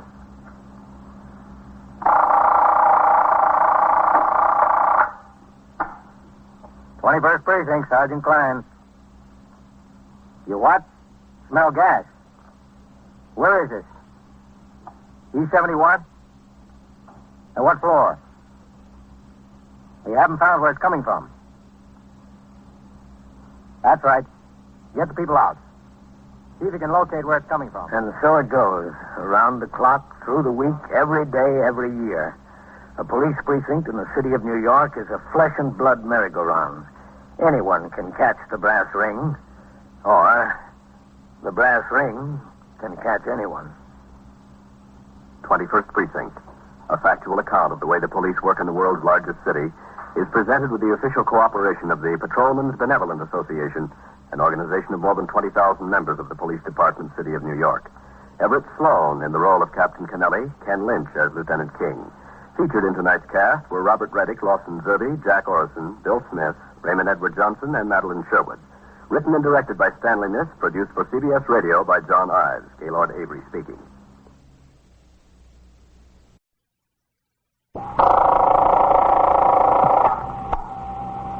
'21st Precinct, Sergeant Collins. You what? Smell gas? Where is it? East 70 what? What floor? You haven't found where it's coming from? That's right. Get the people out. See if you can locate where it's coming from. No, that's all right. We'll take care of it. You're in the muster room at the 21st Precinct, the nerve center. A call is coming through. You will follow the action taken pursuant to that call from this minute until the final report is written in the 124 room at the 21st Precinct. You'll have assistance right away. Yes, sir, right away. No, just stay where you are. The officers will be there right away. 21st Precinct. It's just lines on a map of the city of New York. Most of the 173,000 people wedged into the 9/10 of a square mile between Fifth Avenue and the East River wouldn't know if you asked them that they lived or worked in the 21st. Whether they know it or not, the security of their homes, their persons, and their property is the job of the men of the 21st Precinct. The 21st, 160 patrolmen, 11 sergeants, and 4 lieutenants, of whom I'm the boss. My name is Kennelly, Frank Kennelly. I'm captain in command of the 21st. It was Tuesday morning. I'd been on the job since 8 when I turned out the platoon for the day tour. After I read and signed reports, I went on patrol of the precinct with Patrolman Farrell as my operator. As we turned off Park Avenue into 72nd Street, a signal 32 came over the air. 618 East 75th Street. Ambulance and emergency squad responding. Sounded like a gas case. I told Farrell to make the run. When we turned into the block, I could see that sector car number 1 was on the job. So was the sergeant's car. There was no sign of either the ambulance or the ESD car. 618 was a 5-story tenement building. A few passers-by and neighbors were beginning to gather on the sidewalk. There's the spot, Farrell. Pull in. Yes, sir. All right, let's go. Right with you, Captain. That's either ESD or the ambulance coming now. Yeah. Keep the sidewalk there, Farrell. Keep off the stoop. That's all right, folks. Will you let it go, yeah, huh? Will you please get off the stoop? Dig here, Farrell. Yes, sir. Oh, I can smell like gas out here. It's sick. Farrell. Yes, sir. Keep people away from those doorbells. Yes, sir. Now, look, I told you to get off the stoop. Sergeant Collins. Who is it? Captain Kennelly. Second floor, Captain. All right. What do you find out there? I don't think it's good here, Sergeant. Take the people down. I want the building cleared. I'm sending them, Sergeant. Sergeant? Get back, Captain. All right. Anybody home in there? Open up. It's the police. Where is it, Sergeant? Beats me, Captain. We haven't been able to locate it. We better locate it fast. Open up in there. Send the building up. Open up in there. There's nobody's home, Captain. We've been hitting every door. I sent a man up to 3rd and another to 5th who are clearing everybody out. It's not on this floor. Coley! Did you locate it? He's on the 4th floor, Captain. Whole hall smells of gas. No telling where it's coming from. Who put in the call? Super. He's up with Coley. Tenant smelled gas in the hall. How about the main feed line? I sent glass into the basement with the super quiet to turn off the valve. Good. Come on, folks. Don't stand there and talk about it. Out on the street, please. Get on the sidewalk. Did you open your windows, folks? And have your doors open? Out of the building. All right, come on. Yes, sir. Anybody cover the third floor yet? Just quickly and away up, Captain. I told those people to clear out, not them. Let's try that one. Smells pretty strong here. Police officers, open up in there. Police officers, open up. This could be it, Captain. Open up. Curly! Come on down here. Bring the super with you. Well, this is it, I'm sure. What do you want to do, Captain? Push the door in? Yeah. All right, let's go. Together. Again. Now. Is that it, Sergeant? You think so, yeah. Let me see if I can kick it. Go ahead. Try it again. Yep, this is it, all right. Keep low. Coley, hit that window. I'll get this one. Here's the... Sergeant, get the stove. I got it. They're shut off, Captain. How's the other window, Coley? Sure, Captain. This looks like the culprit, Captain. Yeah. Coffee boiled over. Put out the flame. Sure ruined a good coffee pot. Well, that looks like about it. Coley. Yes, sir. Take a look in that room. See if anybody's in there. Yes. Let's try this one, Sergeant. Only one burner was on, Captain. Looks like an accident. Nobody in here? Coley, anybody in that room? Yes, sir, nobody. Well, the ambulance and the EFD just got here. You can head them off, Sergeant. We don't need them. Yes, sir, right away. Say, Coley, where's the super? I left him out in the hall, Captain. Well, I want to talk to him. Yes, sir. Let's give this room a chance to air it out. Who is it down there, Phil? Yes, Sergeant. Mr. Champisi. One ESC in the ambulance. We won't need him. Coffee boiled over. Nobody hurt. Yes, sir. You want to see me? Yeah, this is Captain Kennelly, Mr. Philip Champisi, Superintendent. Glad to know you. How are you? Real mess this turned out to be. Real mess. Well, it could have been worse. I headed off the ambulance and the ESC, Captain. Good. Hey, listen, was it necessary to kick the door in? Look at that. The panel is split. The lock is busted. Ain't worth much of anything now. What do you expect us to do, Mr. Champisi? There might have been somebody overcoming here, or a spark could have blown up the building. Well, that's all well and good, but I'm the one that's got to explain to the landlord. I'm the one that's got to ask him for a new door, new hardware. This could never be fixed. Never. Even the frame is shot. Look. What's the name of the tenant here? The tenant? Yeah. Oh, the tenant is a fellow named Harrods, Alfred Harrods. Listen, is any damage inside? Just to the coffee pot. Oh, well, that ain't the landlord's. That's his, Harrods. None of these flats furnished. Tenants got to furnish their own furniture and furnishings. Where is he? What do you mean, where is he? Where'd he go? Well, listen, as long as he pays his rent, he can come and go as he pleases. I don't keep track of him. Can we take a look inside? I just want to check for sure there's no damage. I got to call the landlord, give him the whole story. I guess it's pretty well cleared out by now, huh, Captain? Yeah, I'd imagine. Landlord's going to hit the ceiling about this door. Still smells pretty bad of gas in here. Oh, it's all right. You don't have any idea where this tenant could be. Well, I told you. Did you call the police? Yeah, that was me. Mrs. Truro on the fourth floor come down and knocked on my door. She said she smelled gas in the hall, you know. Well, I came upstairs and I checked immediately. Sure enough. Well, I couldn't tell where it was coming from, though. I had the same trouble as you, so I called. Mm-hmm. Well, who knows what could happen in a situation like that? You got to call.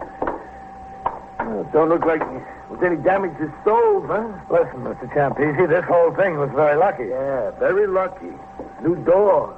Well, the place could have been blown sky high. I want you to call the station house when this tenant gets home. I want to send an officer over here to talk to him about going out and leaving a pot of coffee on the fire. Talk to him myself. Well, you call the station house. Yeah, okay, I'll call. Hey, Coley. Yes, sir. Go downstairs and tell Farrell he can let the tenants up now. It's all over. Yes, sir. He should be given a piece of somebody's mind. Where does he work? Well, I don't know. He's a salesman, I think. He sells things. Yeah? What? Well, I don't know. I never asked him. He paid up 2 months' rent in advance when he moved in, so I wasn't too curious. How long has he lived here? Oh, 3, 4 weeks. You know he had a phone put in? It's the only phone in the building. Besides mine, which the landlord stands good for. If the guy can afford a phone, I don't worry too much. Did you see him this morning? No, I don't budge out of my place. Not unless I have to. I still smell a little gas in here, Captain. Well, check that burner again. Yes, sir. Looks off to me. It is. Well, open up the oven. Yes, sir. Well, what do you know? Hey, that's a fine thing to keep in the oven. Papers. What is it, Sergeant? Policy slip. Let's see that. No wonder the guy looks like a millionaire. Here's some cash, Captain. Hey, is all that good? It's good. I never saw so much money in a lump. Looks like we've got a policy drop, Sergeant. Yes, sir. Well, listen, I didn't know what the guy did. Don't hold it against me that he lived here. Tenant is a tenant until he proves himself otherwise. Coley. Yes, sir. Let's see what else we can find around here, Sergeant. Yes, sir, Captain. Give Sergeant Collins a hand. Yes, sir. Let's start over here. You never know about some people. Numbers game in my building. You just never know. On discovery that the flat in which there had been a gas leak was occupied by a person in apparent violation of the gambling laws, I instructed Sergeant Collins to notify the desk officer at the 21st, who in turn would notify the office of the division commander, so that plainclothesmen responsible for the enforcement of gambling laws would be sent to the scene to investigate. As this notification was being made, a more thorough search of the premises was conducted by patrolmen Coley and Farrell under my supervision and in the presence of the civilian witness, Philip Champisi, the superintendent of the building. In a closet were found 2 electric calculating machines and tally sheets, in addition to the policy slips and the cash. 80, 800, 20, 35, 45, 6, 7, 8, 9, 50. 1, 2, 3, 4, 5, 6, 7. Like a gold mine. $2,857, Captain. All right, Coley. Enter the amount in your memorandum book. Yes. Hey, now, here's an opportunity. Let's all go to Belmont. We could still make the daily double. You want to sign my book, Captain? Yeah. Here you are, sir. Hey, what's all the production? Are you afraid this Harrods guy might say you shortchanged him? Well, we just don't want to give him anything to say. Farrell, Yes, sir. you got all that stuff together? Yes, sir. We'll need a bushel basket for all these policy slips, Captain. Boy, this guy was running some bank. Mr. Champisi. Yeah. What happens to all the money? Oh, it gets turned over to the property clerk until the court determines who's the rightful owner. Well, listen, could you give me some consideration? You know, if I didn't put in the call, you never would have found it. When did you say this Mr. Harrods moved in here? Oh, I don't know, 3-4 weeks ago. And he told you he was a salesman? Yeah, that's right. He didn't tell you anything else? What do you mean? He didn't tell you what he sold? Well, listen, I didn't know anything about him. What can I do? Now, listen, Captain. Are the plainclothesmen on the way, Sergeant? Yes, sir. But one of the tenants told me he saw the girlfriend of the fellow who has this flat standing outside in the crowd. Oh, yeah, I forgot to tell you about his girlfriend. Is she still there? She was when I came up. I told Farrell to keep an eye on her. Take charge here, Sergeant. Yes, sir. Come on, Mr. Champisi. Yeah. Man, what a day. You live to be 100 and never see so much excitement, huh? How about a smoke, Captain? Give me that. Oh, I'm sorry. The gas. Excuse me, I forgot, Captain. Well, you better remember, or you'll never get anywhere near 100. Come on, let's get downstairs. Although the flat in which the gas leak had occurred was obviously a policy drop, there was no conclusive evidence that would lead to a conviction of either Harrods or any of his associates, despite the large amount of cash discovered, the calculating machines, the policy slips, and the tally sheets. Both the policy slips and the tally sheets were from previous days' play, and it's a good idea to have evidence showing the play was made on the day of the arrest. It was my thought to keep the girlfriend of Harrods under surveillance until the plainclothesmen arrived. Then, as they thought best, they could question her, take her to the station house, or attempt to follow her in order to connect him directly with the evidence. On the way downstairs, I told the super of the building that I wanted to stand outside on the stoop and talk to him, apparently in connection with the accident. I warned him not to look in the direction of the girl, nor point to her. All right, I'll do just like you say. Count on it, Captain. I hope I can. Farrell. Yes, sir. Don't look in her direction, but which girl is it? See the gray Plymouth coupe parked at the curb there? Yeah. She's standing right next to it, Captain. The blonde, about 25 years old, 5'4", has on a beige coat. Yeah. That's her, all right. I seen her go up to visit him time and time again. I asked her not to look over there. I didn't look. I just glimpsed. Just talk to me. What do you want me to talk about? Weather? That'll do. Well, looks like it's going to turn into a nice day after all, huh? You know, when I woke up today, looked out the window, I had my doubts.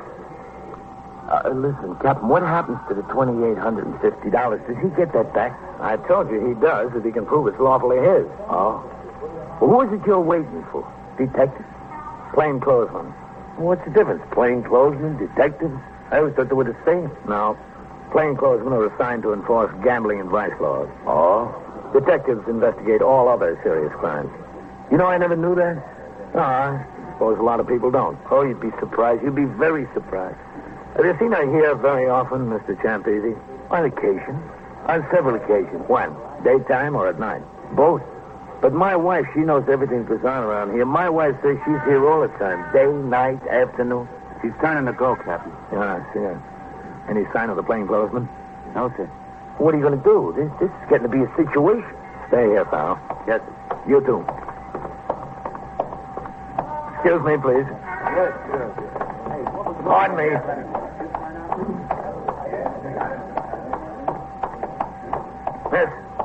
Miss, wait a minute. Me? Yeah. What's your name, miss? Who are you? I'm a police officer. What do you want to know my name for? I want to know. Gloria. Gloria Nathan. Who's your friend in that building? What building? 618 East 75th? I don't think I have to tell you that. It's Al Harrods, isn't it? No, it isn't. Well, who is it then? Nobody. Well, why were you standing outside there? Well, I was just curious. I'm entitled to be curious when there's excitement going on. It's Al Harrods, isn't it? He's your friend. No. You came by to see him this morning. When you were walking down the street toward the place, you saw the police there. You were worried. You found out the gas leak was in his place. Listen, I don't know any Al Harrods. I told you that. I was just standing there because I was curious, that's all. Look, Gloria, you don't want to get into trouble, do you? I won't get in trouble. You will if you keep telling me one lie after another. What can you do to me? You can't do anything to me. Would you mind walking back to the building with me? Of course I'd mind. Well, let's walk back anyway. I haven't done anything. I don't see why you're picking on me just because I was curious. Well, there's a few things we want to get straightened out. If you want to get something straightened out, that's no business of mine. What's it got to do with me? Mr. Champese. Person is entitled to be curious. Call me, Captain? Yes. Is this young woman a friend of Al Harrods? Yeah, he's a friend of his. I seen her go up there. That's a lie. Plenty of times. I never even heard of any Al Harrods. The plainclothesman, Captain. This is getting to be ridiculous. You're telling him? Hello, Captain. Thomas, how have you been? Fine. Understand you struck gold. That's right. Look, all this is well and good, but what do you want with me? I've got a right to know. Sure, you've got a right to know. We're going to take you to the station house. One of the plainclothesmen went upstairs to take charge of the premises, while the other accompanied the young woman, Gloria Nathan, and I to the station house. A policewoman was sent for to make a search of the suspect. In the meantime, Patrolman Coley and Sergeant Burns returned to the station house with the money found in the flat. This was turned over to the desk officer and entered in the blotter. In about a half hour, the policewoman arrived and made a search of the clothing and purse of the suspect. Nearly 1,000 policy slips and about $400 in cash was found on her person. While the policewoman sat nearby, Gloria was questioned in my office. Well, now, look, you know what's going to happen to you, don't you? No, I don't know. What? As soon as we get through talking to you, I'm going to take you out there to the desk and book you in. Then you're going to ride down to court and talk to the judge. They won't keep me. I've got the number of a bondsman. All I have to do is call him. That only lets you out until the trial. What good's a bondsman going to do after you're sentenced? You're headed straight for the house of detention. You ever been in there? No. No, I haven't. No, I didn't know. That's why I asked you. You know you can get a year out of this, Gloria? No, he wouldn't be that tough. Well, never that tough in these kind of cases. That's the captain. It'd be a suspended sentence or a fine, maybe. You know that. Well, I don't know. The judge is going to say to me, he's going to say that you cooperate, officer? And what can I say? All I can do is tell him the truth. All I can say is, Judge, she wasn't a bit of help. Her boyfriend had this policy drop, but there wasn't a bit of conclusive evidence up there. She had all the incriminating evidence in her possession. She wouldn't help us at all. I've seen people stand up there. They think, who you hurting making a little book or writing a few numbers tickets? They think the most they'll get out of it is a slap on the wrist, and wham, they get it right between the eyes. You know, it doesn't make any difference what you think or what I think about it. Gambling is a violation of the law. The way things are, pressure's on the judges, too. They let somebody off easy in a gambling case to get criticized. They've been handing out some jolts down there. Isn't that right, Captain? Yeah, so I hear. He wouldn't give me a year. You want to take the chance, it's up to you. All I can tell him is that you want a bit of help. Supposing I want some help. I wouldn't want to do a year. It's not worth it. Well, like I said, all I can do is tell him the truth.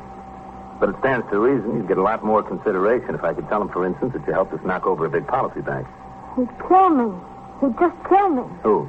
Al. He beats me up for no reason at all. What would he do to me if I gave him a reason? Well, it wasn't your fault that he was stupid enough to go away and leave the fire burning under the coffee, was No, but he's not going to look at it that way. You don't know Al.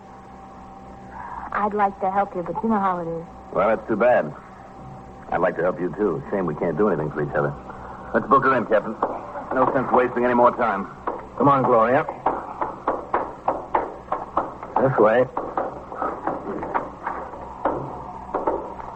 You wouldn't be that tough on me, the judge. I can't tell you what's on the judge's mind. This way.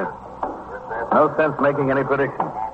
It all depends. There's nothing to do but take my chances.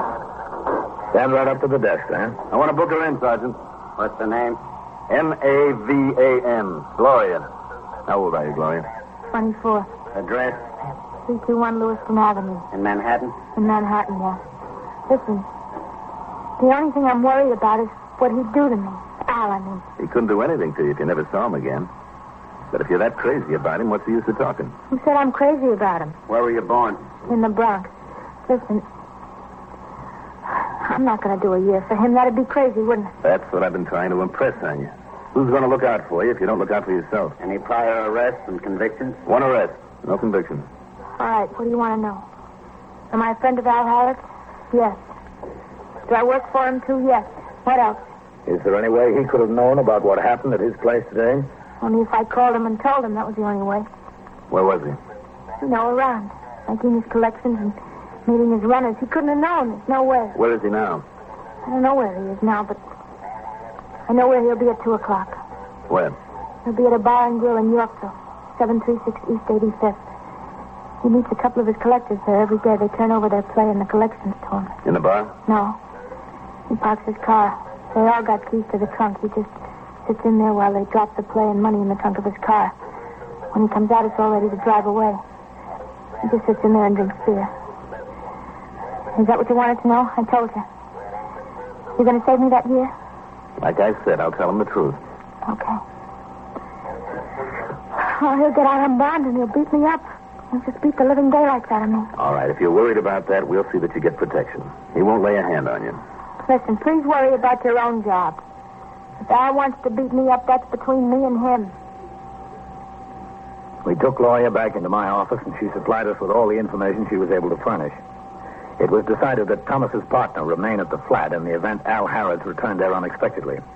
At 2:45, I accompanied Thomas to the vicinity of the bar and grill on East 85th Street.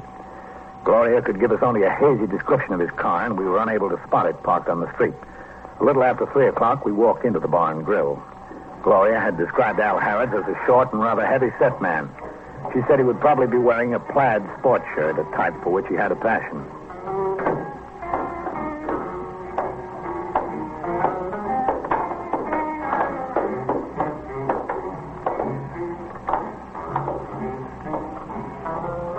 There's a fellow in a plaid shirt back there in the booth.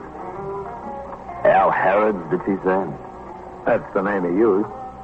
Al Board, Captain. I've been wondering where he was the last couple of months.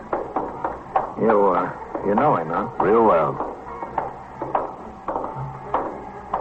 Oh, hello, Al. Oh, hi. Stand up, Al. Hey, listen, I'm clean. Come on, stand up. All right. That's the way. I guess you are clean. You could have taken my word for it. You know, I was just thinking about you the other day, Al. Oh, were you? I sure was. This is Captain Kennelly. Hello. How are you? You don't mind if we sit down, do you, Al? No. Help yourself. Thanks. Plenty of room. Captain, did he say? You're a cop, too? That's right. What have you been doing with yourself lately, Al? I haven't seen you around. Well, that last 90 days in Rikers Island cured me. And I said to myself, Al, it's on pay. Hang up. That's no hotel in the mountains over there on Rikers Island, Dump the racket. How you getting along? Fine. Just fine. Live around here? No, I'm over Jersey now. What are you doing here? You still working out of this division? That's right. You too, Captain? He's commander of the 21st Precinct. No kidding. Captain, this Al is an example of how a good boy can turn out to be an honest citizen.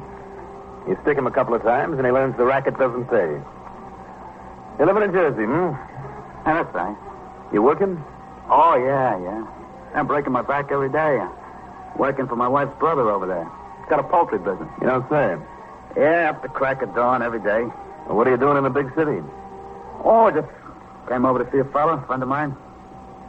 You want something, Captain? I'll get the girl over. No, thanks. So I cured you, huh? Yes, sir.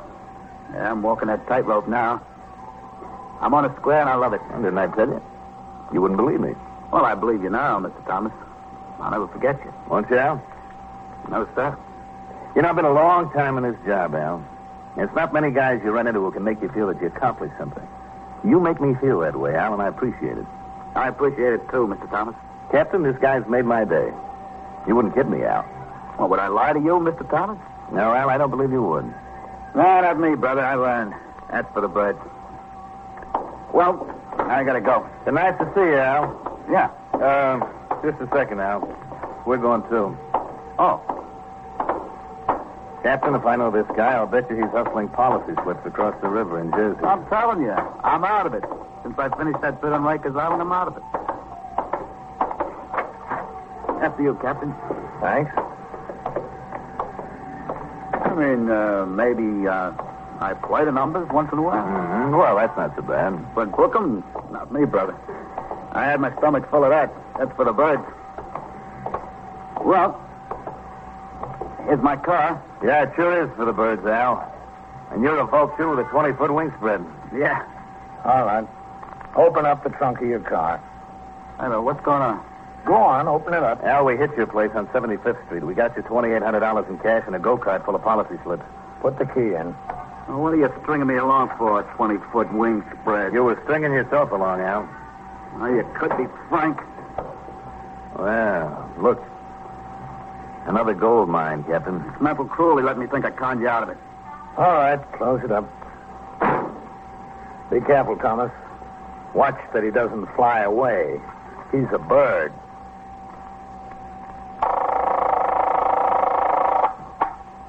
"21st Precinct, Sergeant Collins. Where's this? 3361. How was he shot? How many hold-up men? Just one. Which way? And so it goes, around the clock, through the week, every day, every year. A police precinct in the city of New York is a flesh and blood merry-go-round. Anyone can catch the brass ring, or the brass ring can catch anyone. 21st Precinct, a factual account of the way the police work in the world's largest city, is presented with the official cooperation of the Patrolmen's Benevolent Association, an organization of more than 20,000 members of the Police Department, City of New York. Everett Sloan in the role of Captain Kennelly.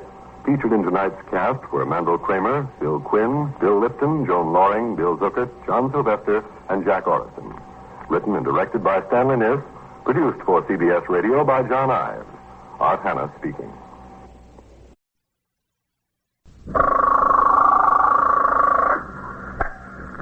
"21st Precinct, Sergeant Klein. Where's this? 3361? How was he shot? How many hold-up men? Just one. You're in the muster room at the 21st Precinct, the nerve center. A call is coming through. Which way he went? You will follow the action taken pursuant to that call from now until the final report is written in the 124 room at the 21st Precinct. All right. You just stay there. Yes, sir, that's right. Just stay there. You'll have assistance immediately. Yes, sir, right away. 21st Precinct. Brought to you transcribed by Plymouth, with an invitation for you to see the big, bright, beautiful new 1954 Plymouth coming Thursday. 21st Precinct. Just lines on a map of the city of New York. Most of the 173,000 people wedged into the 9/10 of a square mile between 5th Avenue and the East River wouldn't know if you asked them that they lived or worked in the 21st. Whether they know it or not, the security of their persons, their homes, and their property is my job. My job and the job of the 160 patrolmen, 11 sergeants, and 4 lieutenants, of whom I'm the boss. My name is Kennelly, Frank Kennelly. I'm captain in command of the 21st. Now to 21st Precinct and Captain Frank Kennelly. Although the East River is one of its boundaries, the 21st is not, in the technical sense, a waterfront precinct. Most of our waterfront is park and parkway. The few docks are confined to the unloading of fuel intended for various power plants and the loading of garbage scows by the Department of Sanitation.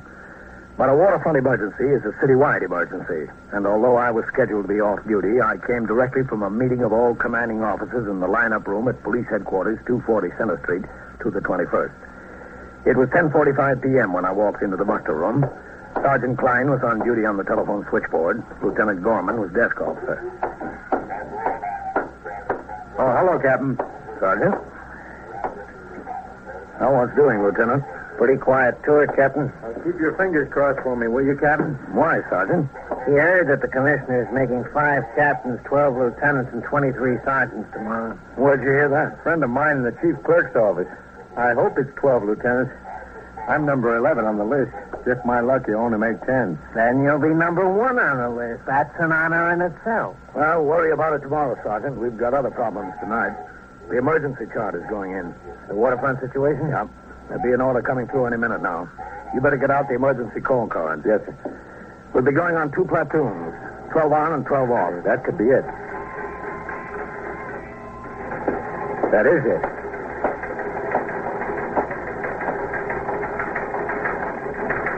Here, the UF-73 card. How many notifications have we got to make? 38, Captain. All right. Get the sector cars in here to distribute them to the men on post. We've dismissed the 3rd platoon at midnight with instruction to return to duty at noon. Yes, sir. We'll turn out the 1st platoon at midnight, and they'll patrol until noon. Members of the 2nd platoon will be held in reserve here at the house until we get instructions regarding what precinct they're to be temporarily assigned to. Yes, sir. Oh, excuse me. 21st Precinct, Sergeant Klein. Where's this? 3361? How was he shot? How many? Just one? Where'd he go? Where? All right. There'll be assistance there right away. Robbery and shooting, Captain. Okay. Get a car to take me there. Yes, sir. Hello, CB. Sergeant Klein at the 21st. At 3361 Lexington Avenue. Now, as well as the citywide emergency, there was an emergency within my own precinct. The Communications Bureau dispatched Sector Cars 3 and 4 to the scene of the shooting and sent an ambulance from Metropolitan Hospital. Sergeant Klein on TS, as he was required in such cases, notified the 21st Detective Squad. He was told that Lieutenant Matt King, commander of the 21st Squad, was on patrol with 2 detectives and had undoubtedly responded to the radio signal. While I waited for Sector Car number 1 to come by the station house for me, I gave my instructions regarding the distribution of the UF-73s to the 38 members of the force residing in the 21st. These notification to report cards would be given to the sector men and men on post for delivery to the homes of members of the force attached to other commands. The car came by and drove me to the scene of the robbery and shooting, a small all-night luncheonette. Despite the lateness of the hour, a considerable crowd had been attracted by the presence of 3 police cars and an ambulance. Come in, Captain. What have we got, Sergeant? A stick-up. 1 man. He shot and killed the counterman. Mm-hmm. The victim's name is Vantella, Louis A. The hold-up man went around behind the counter to get the money. Vantella started to fight with him. 2 shots and he fell. He was dead when the ambulance got here. I notified the ME he's on his way. After he shot him, the stick-up man threw the gun down, ran out. There it lays. Who are those people Lieutenant King is talking to? Witnesses, Captain. They were in the place when it happened, the 3 of them. The lieutenant was out on patrol and heard the radio call. Yeah. Well, you don't need all of these men here, Sergeant. Get some of them back on patrol. The emergency chart is in effect at midnight, and notifications have been made. Yes, sir. Sector car number 3, White. All I'm asking you to do is tell me... Oh, hello, Captain. Man?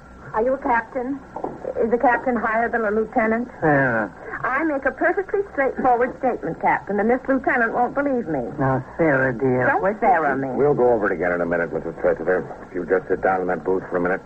Well, that's the way it is. Sarah, please. A lot of thanks you get for your cooperation.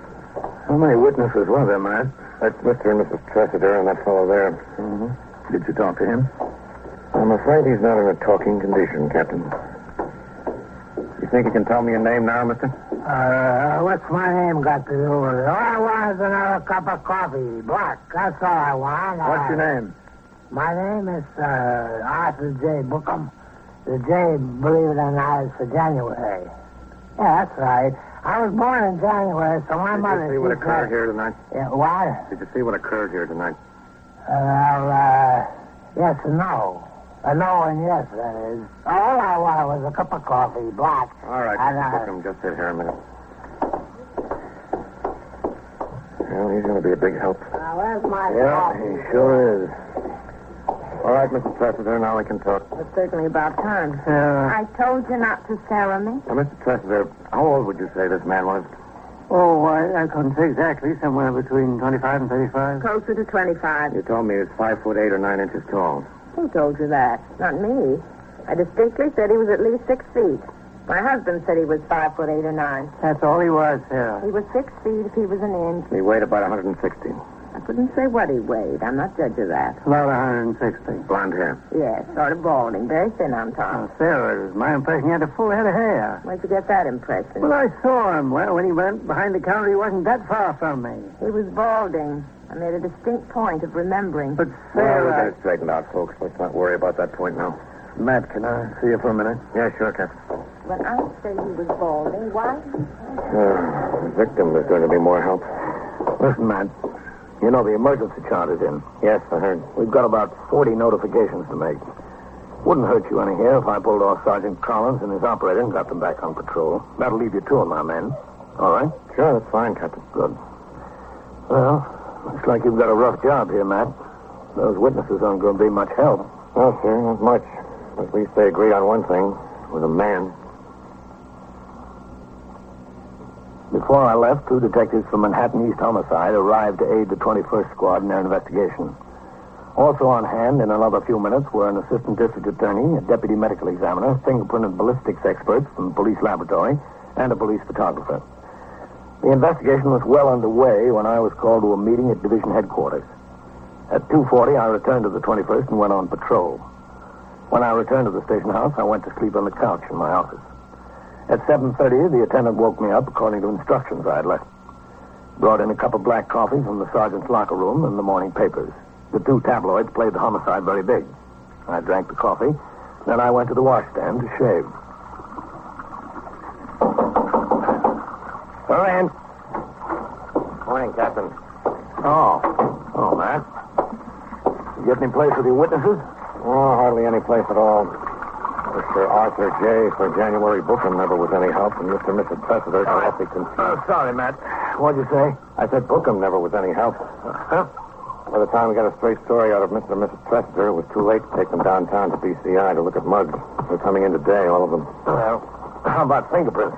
Or the gun? Well, no fingerprints that could help us, but there might be something to the gun. Yeah? It was purchased and registered by a machine shop in Yonkers. The night watchman is a retired cop. He carries it on the job. The gun was stolen out of his locker last week.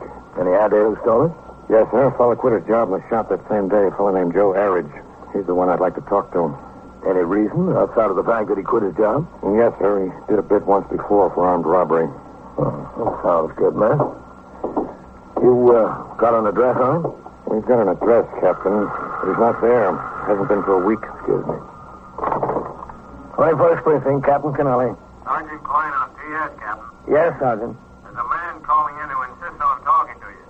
This is very important, but he won't give his name. Well, what's it about? Would he say that? I'll suggest that it's very important, and he won't talk to anyone else. All right, Sergeant, put him on. Yes. Go ahead. This is Captain Kennelly. Are you captain of the precinct? That's right. Are you sure?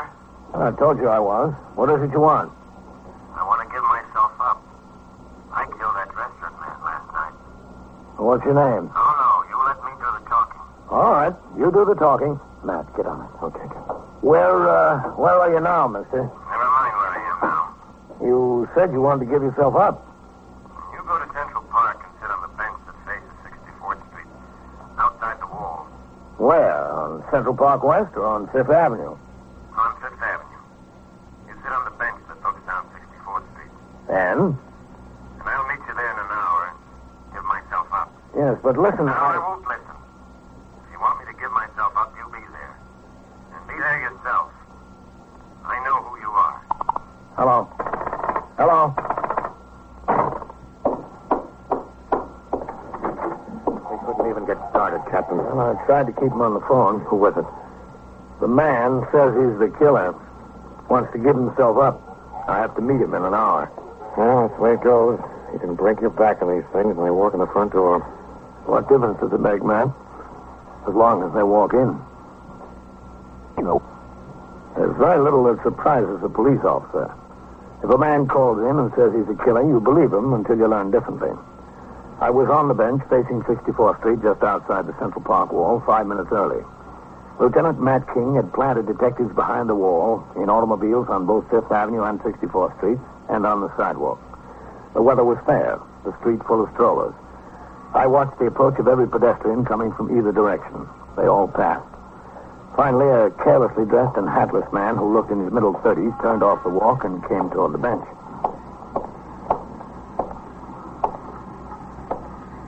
Excuse me. Yeah? Do you mind if I share this bench? Well, if you're that captain, I'm the man you're waiting for. Oh? May I? Yeah, go right ahead. Thank you.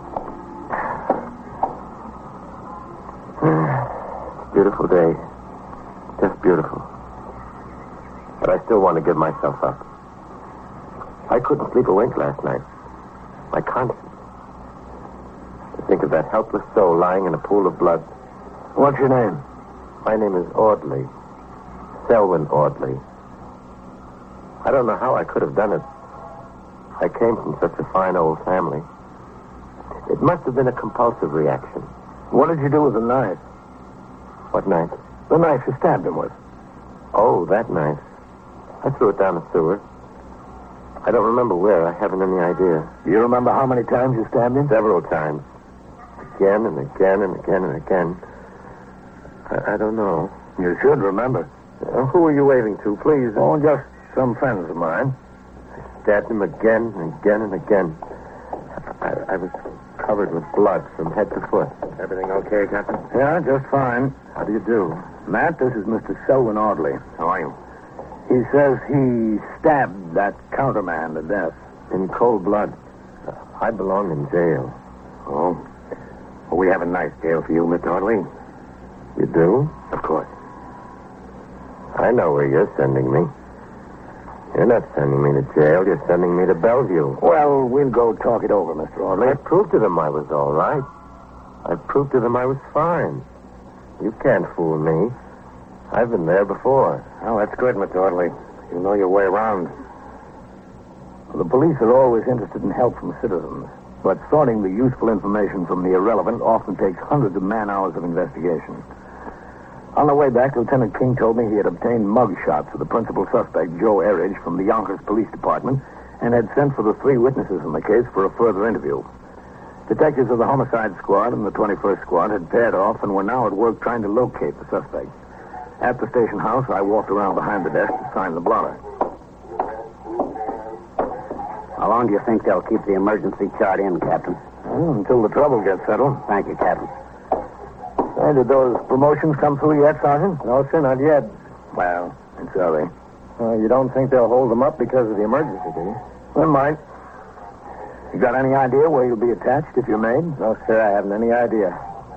But in the Bronx someplace, I hope. If I could save 20 or 25 minutes traveling time each day, that'd be a help. Hey, listen, where am I supposed to go? What do you mean, where are you supposed to go? My wife, she told me the detective called and said I was supposed to come down here.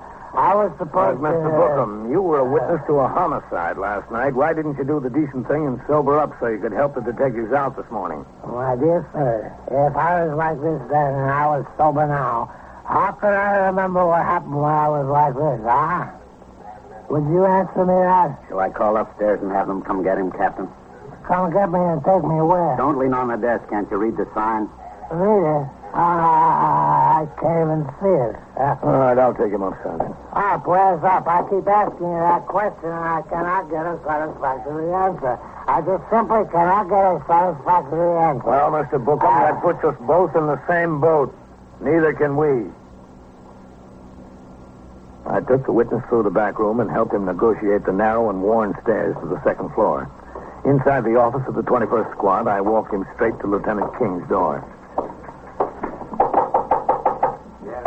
Captain Kennelly. And friend. Captain Kennelly and friend. Hello, Captain. Well, here's your witness, Matt. Good morning, Mr. Bookham. Good morning, good morning. It's a wonderful morning.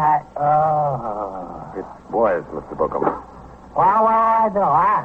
Tell me what I have to do, and I'll pitch right in. I'll just pitch right in. I think you ought to go home and pitch right in bed. Hey, I just got up. Howard, Novak. See that Mr. Bookham finds a comfortable place to wait until we need him. Go sit over there, Mr. Bookham. Over here? This way, that way. Everybody's pushing it. Well, too bad, man. I've got Mr. and Mrs. Tressiter inside, Captain. I think they'll be helpful. You got time to come in? Yeah, sure. Mr. and Mrs. Tressiter, you remember Captain Kennelly from last night? Yes, of course. Good morning, Captain. Good morning. Captain, I've told Mr. and Mrs. Tressiter that we have a suspect in mind in connection with what happened last night. You've got him in mind, or you've got him in jail. So far, just in mind. That's two different things. I know. Now, I have a half dozen photographs here. I'd like you to look at them and see if you can identify the man who held up the restaurant and shot Mr. Van Teller. If you have his picture there, I'll identify him. All right? Richard? Oh, Sarah. You know what you said. All right. Lieutenant, you remember that last night there was some question between Sarah and myself. I thought the man had a full head of hair, and she said he was balding. Yes, I remember. You remember too, Captain? Yes, I remember. Well, after we got home, we had some discussion on the subject, and I came to the conclusion that Sarah was right. He was balding. Well, we'll see about that. Now, Mr. Trester, I'm going to ask you to look through these pictures and see if you can identify the man. Would you please? Yes. No, not this one. This is not at all like him. No. Well, this one has a full head of hair. That couldn't be him. Well? This one. As sure as I'm sitting here, this is the one. Richard. We'll get to him. You're positive, Mrs. Tressiter? I told you. I'm sure as I'm sitting here, yes. All right, thank you. I have the pictures, please. Yes. Thank you. Now, Mr. Trester, I'm going to shuffle these. Yeah. Richard, now don't make a fool out of me. Mr. Trester, would you please look through these pictures and see if you can identify the man who shot Mr. Van Teller? Yeah. There you are. Well, it's not this one. He wasn't even sure he got a good look. Yes, I was. No. Have you been in the police department very long, Captain? Yes, ma'am. Quite a long time. No. Do you enjoy your work? This is him. This is the man. Which one? Let's see, Mr. Trester. This one. Thank you. Well, I see we agree, Richard. At last, we agree on something. I just picked out the man that did it, that's all. Well, I thank you both. You've been very helpful. Helpful? A murder's solved. It's all over. Not quite, Mr. Trester. We've still got to find the man. After the identification of the suspect's photograph by two witnesses, Lieutenant King assigned 4 additional detectives to the job of tracing Joe Erridge. He told me that with the help of Yonkers detectives, his men were checking on all the known friends and acquaintances of the suspect in that community just beyond the New York City limits. A few minutes later, I returned to the muster room. The teletype was clattering away. Both Sergeant Klein and Sergeant Collins were reading the communication as it found it out. The promotions are coming through, Captain. Oh? What'd they make? 5 captains and so far 6 lieutenants. Calm down, you're in. I'll believe it when I see it. Pope, that's a friend of mine. We were partners in the 10th for a while. What do the orders say? Code Signal 19. The following sergeants have been promoted to the rank of lieutenant. Are transferred and assigned as indicated to take effect immediately. All are instructed to report to the office of the chief clerk at 9 a.m. for the issuance of lieutenant shields and swearing-in ceremonies. Collins? I'll take it, sure. It's like waiting for a baby. 21st Precinct, Sergeant Collins. That's 1, 2, 3, 4, 5, 6, 7, 8. All right, you take your minute. Go ahead. That's another friend of mine. He got what he wanted. The squad. Did they get to you yet? No, not yet. This is number 10 coming. Oh, there you are. Congratulations, Lieutenant. Oh, thanks. Let's see what the job is. Signed to 11th Division headquarters. That's plain clothes work. Oh, I don't know whether I wanted that. You've got it, though. Well, at least the job's near home. Congratulations, Lieutenant. Thanks, Captain. I'm sorry to leave this job. Really sorry. The teletype machine continued to pound out promotions and went through a list of 23 patrolmen made sergeants. One patrolman from the 21st, Glass, was made and transferred to the 44th. As is customary, both men were relieved of their duties for the rest of the day in order to secure the uniforms and insignia of their new rank in time for the swearing-in ceremonies. Late that afternoon, Lieutenant King told me they had located a girlfriend of the homicide suspect and were questioning her in the hope of learning the whereabouts of Joe Erridge. She insisted she had not seen him, but she gave the detectives the name of another friend, a man. A man was found at his work in Long Island City. He admitted knowing Joe Erridge and told the detectives the suspect had recently taken a room on East 63rd Street in the 21st Precinct. Detectives located the house. It was 10 p.m., not 24 hours after the homicide, when I met Lieutenant King on the street nearby in response to a call from him for assistance from the patrol force. Hello, man. Captain. Thanks for the men, Captain. We know this boy is in. The neighbors have heard him. I don't know what he's got up there. He lost a gun last night, but he might have another one. So we better get the street covered before we go up. Yeah, sure. You fit? Okay. I've got men around and back, and 2 went up to the roof of this building. We'll have the street covered. All right, let's go. Okay, Lieutenant.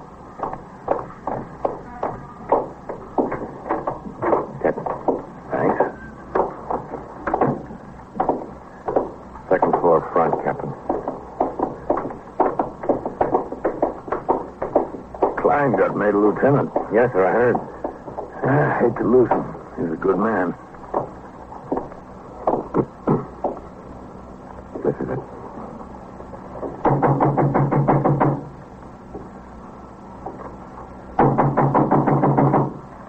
Who is it? Police officers, open up. Get away from there. Open up. Get away. Get away. Back. I'll kick it in. Get away. Stay away from me.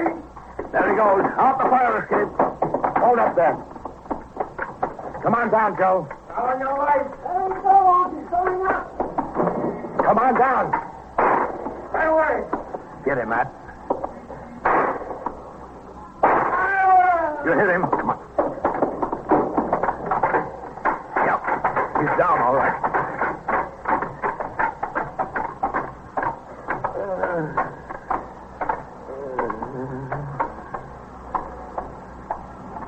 Joe? What do you want? What do you want from me? Have you got him? We got him. Where are you hit, boy? Inside. Right inside. What a deal, huh? How'd I be getting such a deal? Sergeant Collins? Yes, sir. Bring in for an ambulance. Yes, sir. Don't pay. Just don't pay. Yeah, you're right. Only trouble is, you found it out a little late.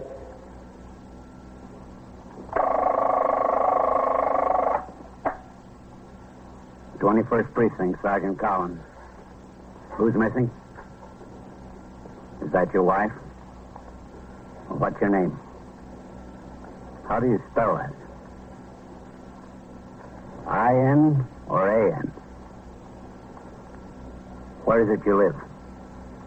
502? What floor? How long has And it been so it gone? goes, around the clock, through the week, every day, every year. A police precinct in the city of New York is a flesh and blood merry-go-round. Anyone can catch the brass ring, or the brass ring can catch anyone. First Precinct, transcribed in New York. A factual account of the way the police work in the world's largest city is presented with the official cooperation of the Patrolmen's Benevolent Association, an organization of more than 20,000 members of the Police Department, City of New York. Everett Sloan in the role of Captain Kennelly, Ken Lynch as Lieutenant King. Featured in tonight's cast were Lawson Zerbe, Jack Orison, Edgar Staley, Bob Dryden, Joe DeSantis, and Barbara Weeks. Written and directed by Stanley Miss. Produced by John Ives. Gaylord Avery speaking. A call is coming through. You will follow the action taken pursuant to that call from this minute until the final report is written in the 124 room at the 21st Precinct. All right, I'll tell you what you can do. You better come into the station house and talk to the detectives. Yes, sir. There's someone up there all night. 21st Precinct. It's just lines on a map of the city of New York.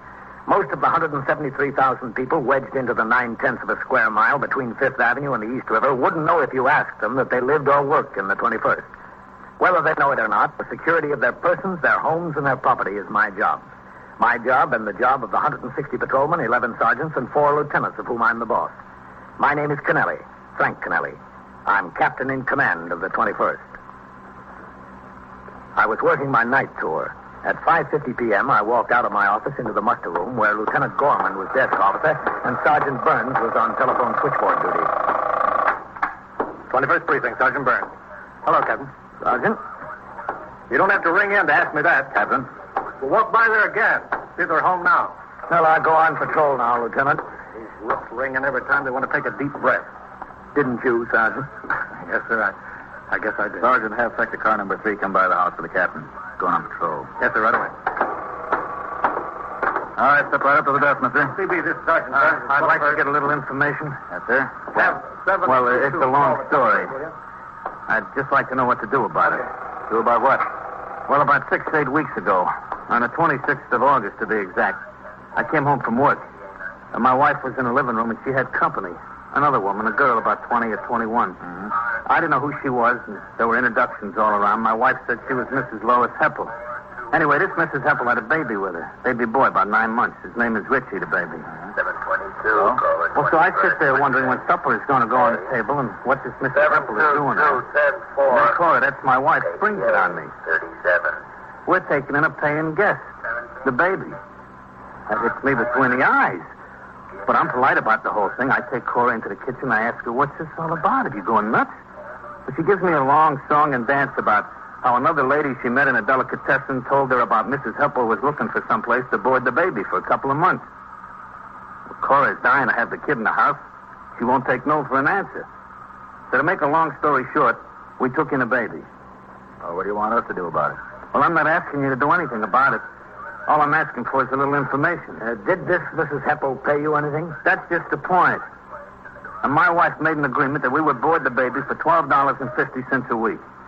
So when she left the kid with us, she gave us $37.50 to cover the first 3 weeks. She said she would either come by the house or send us the money before the 3 weeks was up. Well, how much has she sent you since? Nothing. Not one lousy cent. That's what I'm so burned up about. We got the kid. We haven't heard a word from her. Not a single word. Oh, I see. So what I'd like to know is, what am I supposed to do? What's your name? Me? Wigan, Harry Wigan. 21st Precinct. How do you spell that? Wigan. Yeah, come by the station house. Captain's going on patrol. All right, where do you live? 502 York Avenue. Are you the captain here? Yes, that's right. I'm Captain Kennelly. Well, I'm glad to know you. Look, is there something that can be done? Where do I go? Who do I see? Well, there might be something that can be done, Mr. Wigan. This child, or the mother, is not related to either you or your wife. Related? I never seen either of them before in my life. I seen the woman just that once in my living room when I came home from work. This woman, the mother... Mrs. Heppel, Lois Heppel. She agreed to pay you $12.50 a week to board the child? Yeah, that's right, $12.50 a week. Oh, I told my wife, I told her, Cora, $12.50 a week to take in a kid is nothing today. Nothing. It'll cost more than that, just expenses out of the pocketbook. But she's got to have the kid. She's got to have him. I couldn't even reason with her. How long have you been married? 16 years. Any children of your own? No children. Not that we didn't want any. Her especially, but it was just one of those things, the way it worked out. There was no children. What did this Mrs. Heppel tell your wife? What do you mean? Well, I mean, why did she have to board the baby in a foster home? Oh, well, she said that she had the chance of a pretty good job in one of those airplane factories out in Long Island. Said she wanted to take the job, but that she couldn't do that and take care of the kid, too. She wanted to take the job so she could save up some money. Did she give you the address where she'd live out on the island? She said she'd send it when she got settled. Well, did she send it? Yeah, just like she sent the $12.50 a week. Did this Mrs. Heppel live with her husband? I don't even know that she had one. I asked the people in the building where she was staying there. They never saw any husband around there. Well, did she leave any forwarding address at the building? Nothing. She just left. And she owes you approximately 4 weeks' board? Approximately, just about. All right, Mr. Wigan. You and your wife bring the child into the station house. If what you told us can be substantiated, Oh, it could be substantiated, all right. Well, then the mother's guilty of abandonment. You make your complaint here, and we'll see that the child is taken care of. I'll be in my office, Lieutenant. Yes, sir. Thanks, Captain. Thanks a lot. Listen, Captain. Yes? All right. I just want you to know that I got nothing against the little fella. He's all right. But I just hate being made a chump out of. You know what I mean? I understand, Mr. Wigan. It's just a rotten, lousy thing for that mother to do, and I ain't going to be the sucker in the deal. How does your wife feel about it? Well, it don't make any difference how she feels about it. I'm the guy that's paying the bills. And I got enough to pay with $63.34 a week take-home pay without worrying about somebody else's obligation. All right, Mr. Wigan. You and your wife come into the station house with the child. We'll get it all straightened out. Yeah, well, I'll go home right now and get him. Well, you can wait until tomorrow if the baby's asleep. You've had him this long. Another night won't make any difference. To you, I know it don't make any difference, Captain. To me, it's plenty of difference. A few minutes after Harry Wigan left the station house, sector car number 3 came by to take me on patrol of the precinct. I had the operator, Patrolman Mercado, drive me to a political rally on 76th Street where all the candidates for city council from the AD were speaking from the same platform. The crowd was not large, and the number of patrolmen assigned to the job was more than adequate. Before returning to the station house, we made a swing of the south end of the precinct by way of York Avenue, where we saw sector car number 1 parked at the curb. We stopped.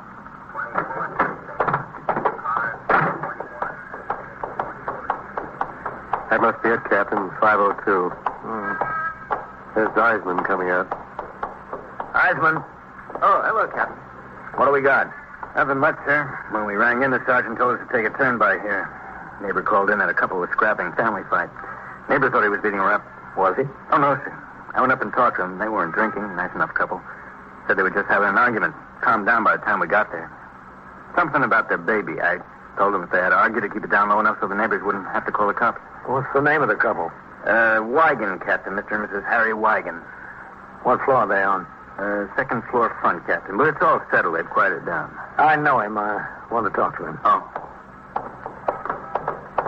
You're back on the job, Eisman. Yes. Mercado. Yes, sir. You wait down here. Yes, sir.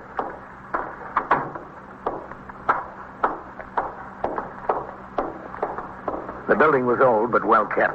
No one was in the hall. The other neighbors didn't know there was a disturbance, so they'd been coaxed behind their own doors by the patrolman on the job.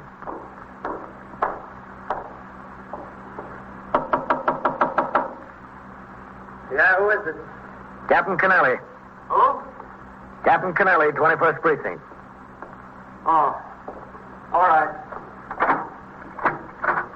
Well, there's no trouble, Captain. Everything is fixed up. You didn't have to come. I was just passing by. Oh. Is that Mrs. Wigan? Yeah, that's Mrs. Wigan. Well, come in, Captain. Thank you. The first time. First time since we were married that we fought like that. Arguments, yeah, but not fights like this. Cora, this is Captain Kennelly, the captain I spoke to at the police station. How do you do, Miss Wigan? How do you do? I'm sorry. It was my fault. I screamed. It was me. Harry tried to keep me quiet. Well, it's all over now. He said you told him to bring me and the baby to the police station. Is that right? If the baby's been abandoned. Well, I'm taking care of him. I'm taking good care of him. Cora, we've been through that. We've been through that time and time again till it's coming out of my ears. It's the truth. Captain, a cold can of beer? I got some in the icebox. No, thanks. We couldn't keep him here anyway. How many times have I got to say it? I am not going to be the chump in this deal, not me. So wake him up. If he didn't wake up from what went on before, he won't wake up now. Would you like to see him, Captain? Cora. He's such a fine boy. Don't wake him, Miss Wigan. We won't wake him. This way. You stay here, Harry. Don't worry.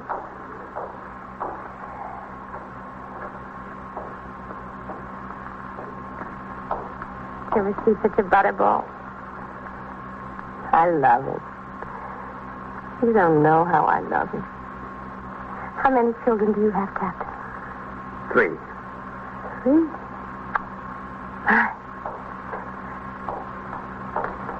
Three is a nice family. Everybody except me. I always wondered why everybody except me. Don't ask foolish questions. Harry says we have to bring him to the police station tomorrow. What will you do? Well, we'll try to find the mother, place charges of abandonment against her. What about him, Richie? The New York Foundling Home. It's a very fine institution. Oh, no. Well, he's not your responsibility, Mrs. Wagon, if the mother abandoned Just him. because the mother abandoned him, is that a reason for me to abandon him? Laura, we've been through all that. We've been all through it so much the neighbors had to call in the police. Now, please. Harry, give me some light. The answer is, has been, and always will be no, no, and oh. That dame made a monkey out I'm of it. not thinking of her. I'm thinking of him. He's got nothing to do with it. She's not going to get away with it. That kid gets turned over tomorrow. Now, folks, let's settle down. It's settled down, and it's settled. Tomorrow, bright and early. It was settled. The husband made the decision. The wife had apparently resigned herself to it. She sat down on the couch and stared down at the floor. I said goodnight to each of them and left. Downstairs on the street, Sergeant Collins' car had pulled up behind my own. Patrolman Mercado was standing on the sidewalk talking to the sergeant, explaining the nature of the trouble in the house. I joined them. Because it was a quiet night in the precinct, I decided to accompany Sergeant Collins on an inspection tour of cabarets. When I returned to the station house and walked up the front steps into the muster room, a wildly gesticulating man was standing in front of the desk, trying to make himself understood. Now, wait a minute. Wait a minute. No comprendo. Hable despacio. Repítalo. What's the trouble, Sergeant? That's what we're trying to find out, Captain. He just... Ella me dijo, visitaremos mi casa. Allí tengo All right, hold it. Party. Sí, está bien. It's been a long time since high school Spanish, Captain. Well, did you call upstairs to the detectives? Is Hernandez on the job tonight? Yes, sir. He's working, but he's out on patrol. They're trying to locate him. I think he's trying to tell me he was robbed. Look, ¿cómo se llama usted? Protea. Fernando Organza Protea. Ella y su amigo lo cogieron todo. Look, wait a Yo minute. tenía una Just a cuchilla second. en el rojo. Pare. Hable más despacio. Sí, sí. Enséñame sus papeles. Papeles, ahí Yeah. están. You're not doing bad, Lieutenant. Well, he's had a lot more practice than I have. He is going to show you his wallet. Yo soy marinero. Yeah. Mi barco está en Hoboken. Me robaron. Hoboken. Una muchacha... Wait a minute. con Un nombre que momento. parecía- Sí, sí. I think he's a merchant seaman. I think that's what this card says, anyhow. Look, ¿cuál es su nacionalidad? Nacionalidad. Yeah. Sudamericano. Argentino. He's from the Argentine. Excuse me. ¿Cuál es su barco? El barco se llama la Recalde. Recalde. Ask him if he's heard. Oh, yes, sir. ¿Está usted herido? Sí, señor, malamente. Yeah, he is. We'll keep him Me here. dieron un golpe en el cuello. Me Yeah. dieron con un All right, palo. Me hold robaron mi it. dinero. Party. Hey, located Detective Hernandez.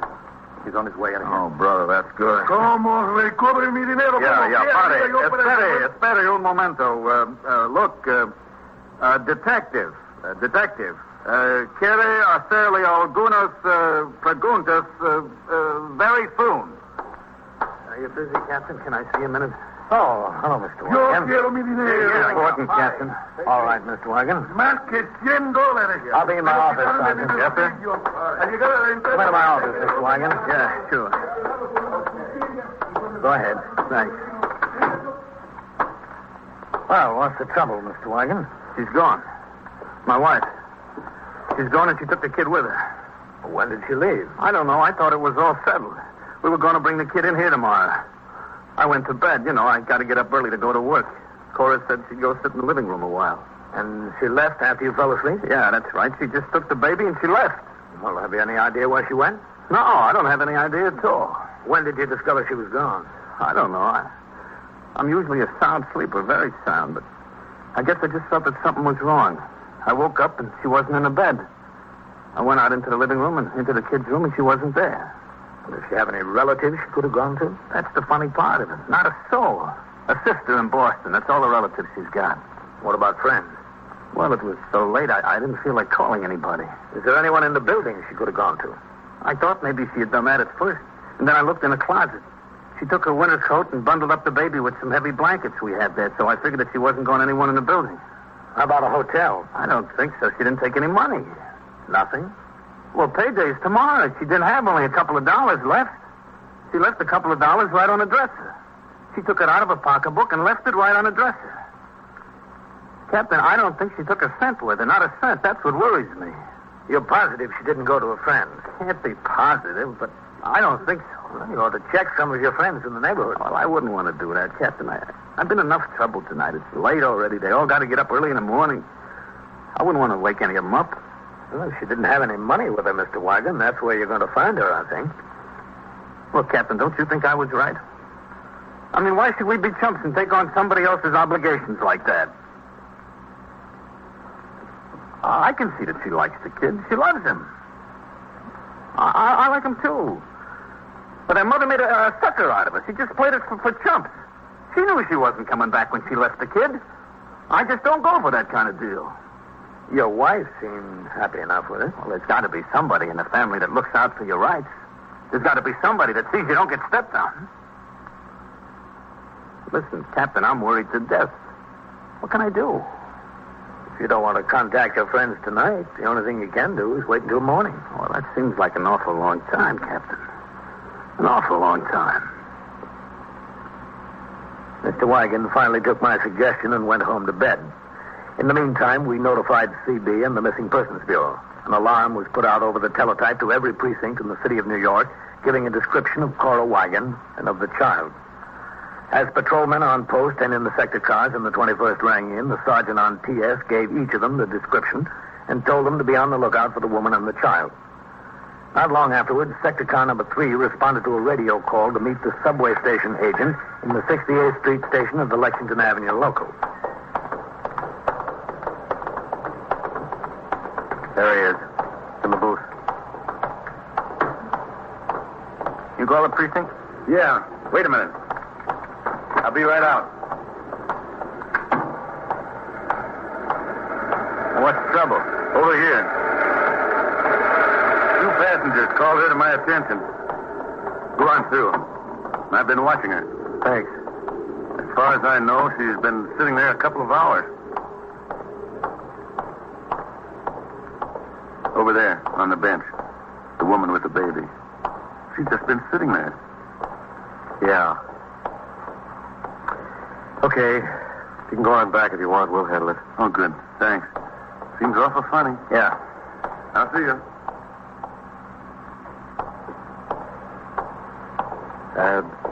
What was the name of the woman in that alarm? The one with the baby? Wigan? Yeah, Wigan. Well, that could be her. Excuse me, lady. He's asleep. He woke up when an express passed a little while ago. I had a hard time getting him to go back. It's kind of late to be out with a baby, isn't it? He's all right. I take good care of him. If this train doesn't wake him up again, they make an awful lot of noise. Oh, this isn't a nursery. It's a subway station. Guess it's not their fault. Are you Mrs. Wigan? What? Are you Mrs. Wigan? I still didn't hear you. I asked you if you were Mrs. Wigan. Yes, I'm Mrs. Wigan. We've been looking for you. Oh, I guess Harry woke up and saw I was gone. I guess he did. Well, I don't want to give Richie up. I can't give him up. I've wanted him so long. You've no idea how long. We'd better go into the station house and talk about it, Mrs. Wigan. Oh, do we have to? Yeah, we better. I'm not going to give him up. Look, he even smiles when he sleeps. You've never seen such a happy baby. He's so happy. Yeah, I guess he is. He won't be happy if they take him away from me. Nobody will be happy. Nobody. Well, come on, Mrs. Wigan. What? Everything's so funny. He's hers and she doesn't want him. I want him and I can't have him. So funny. The 2 officers took Mrs. Wigan and the child upstairs to their car and drove them to the 21st. I had just returned from my tour of the division with the deputy police commissioner. I asked Mrs. Wagon to wait in my office. Then I instructed the desk officer to notify Mr. Wagon that his wife was at the station house.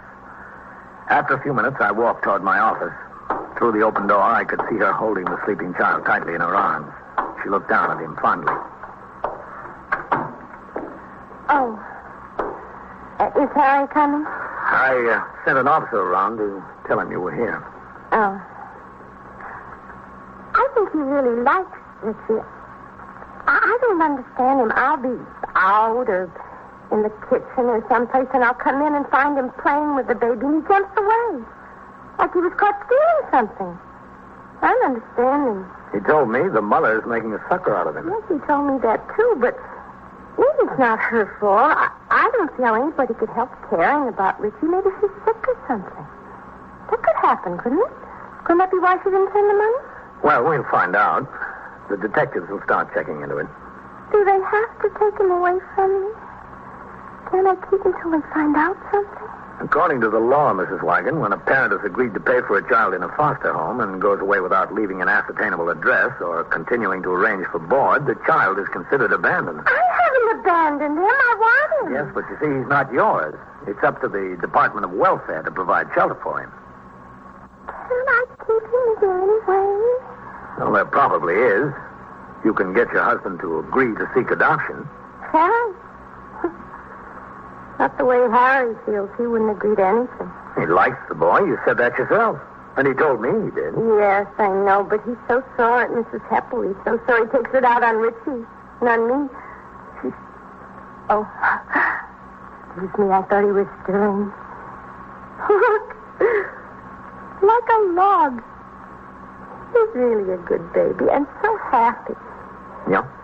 Babies usually are if the person taking care of them is happy doing it. Yes, I know. I'm happy. I've been married all these years, and I've never been so happy.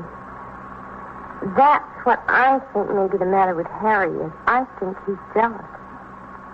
Imagine. Jealous of a little thing like this. Come in. Oh, come in, Mr. Wagon. Thanks. Should I close the door? Yes, please.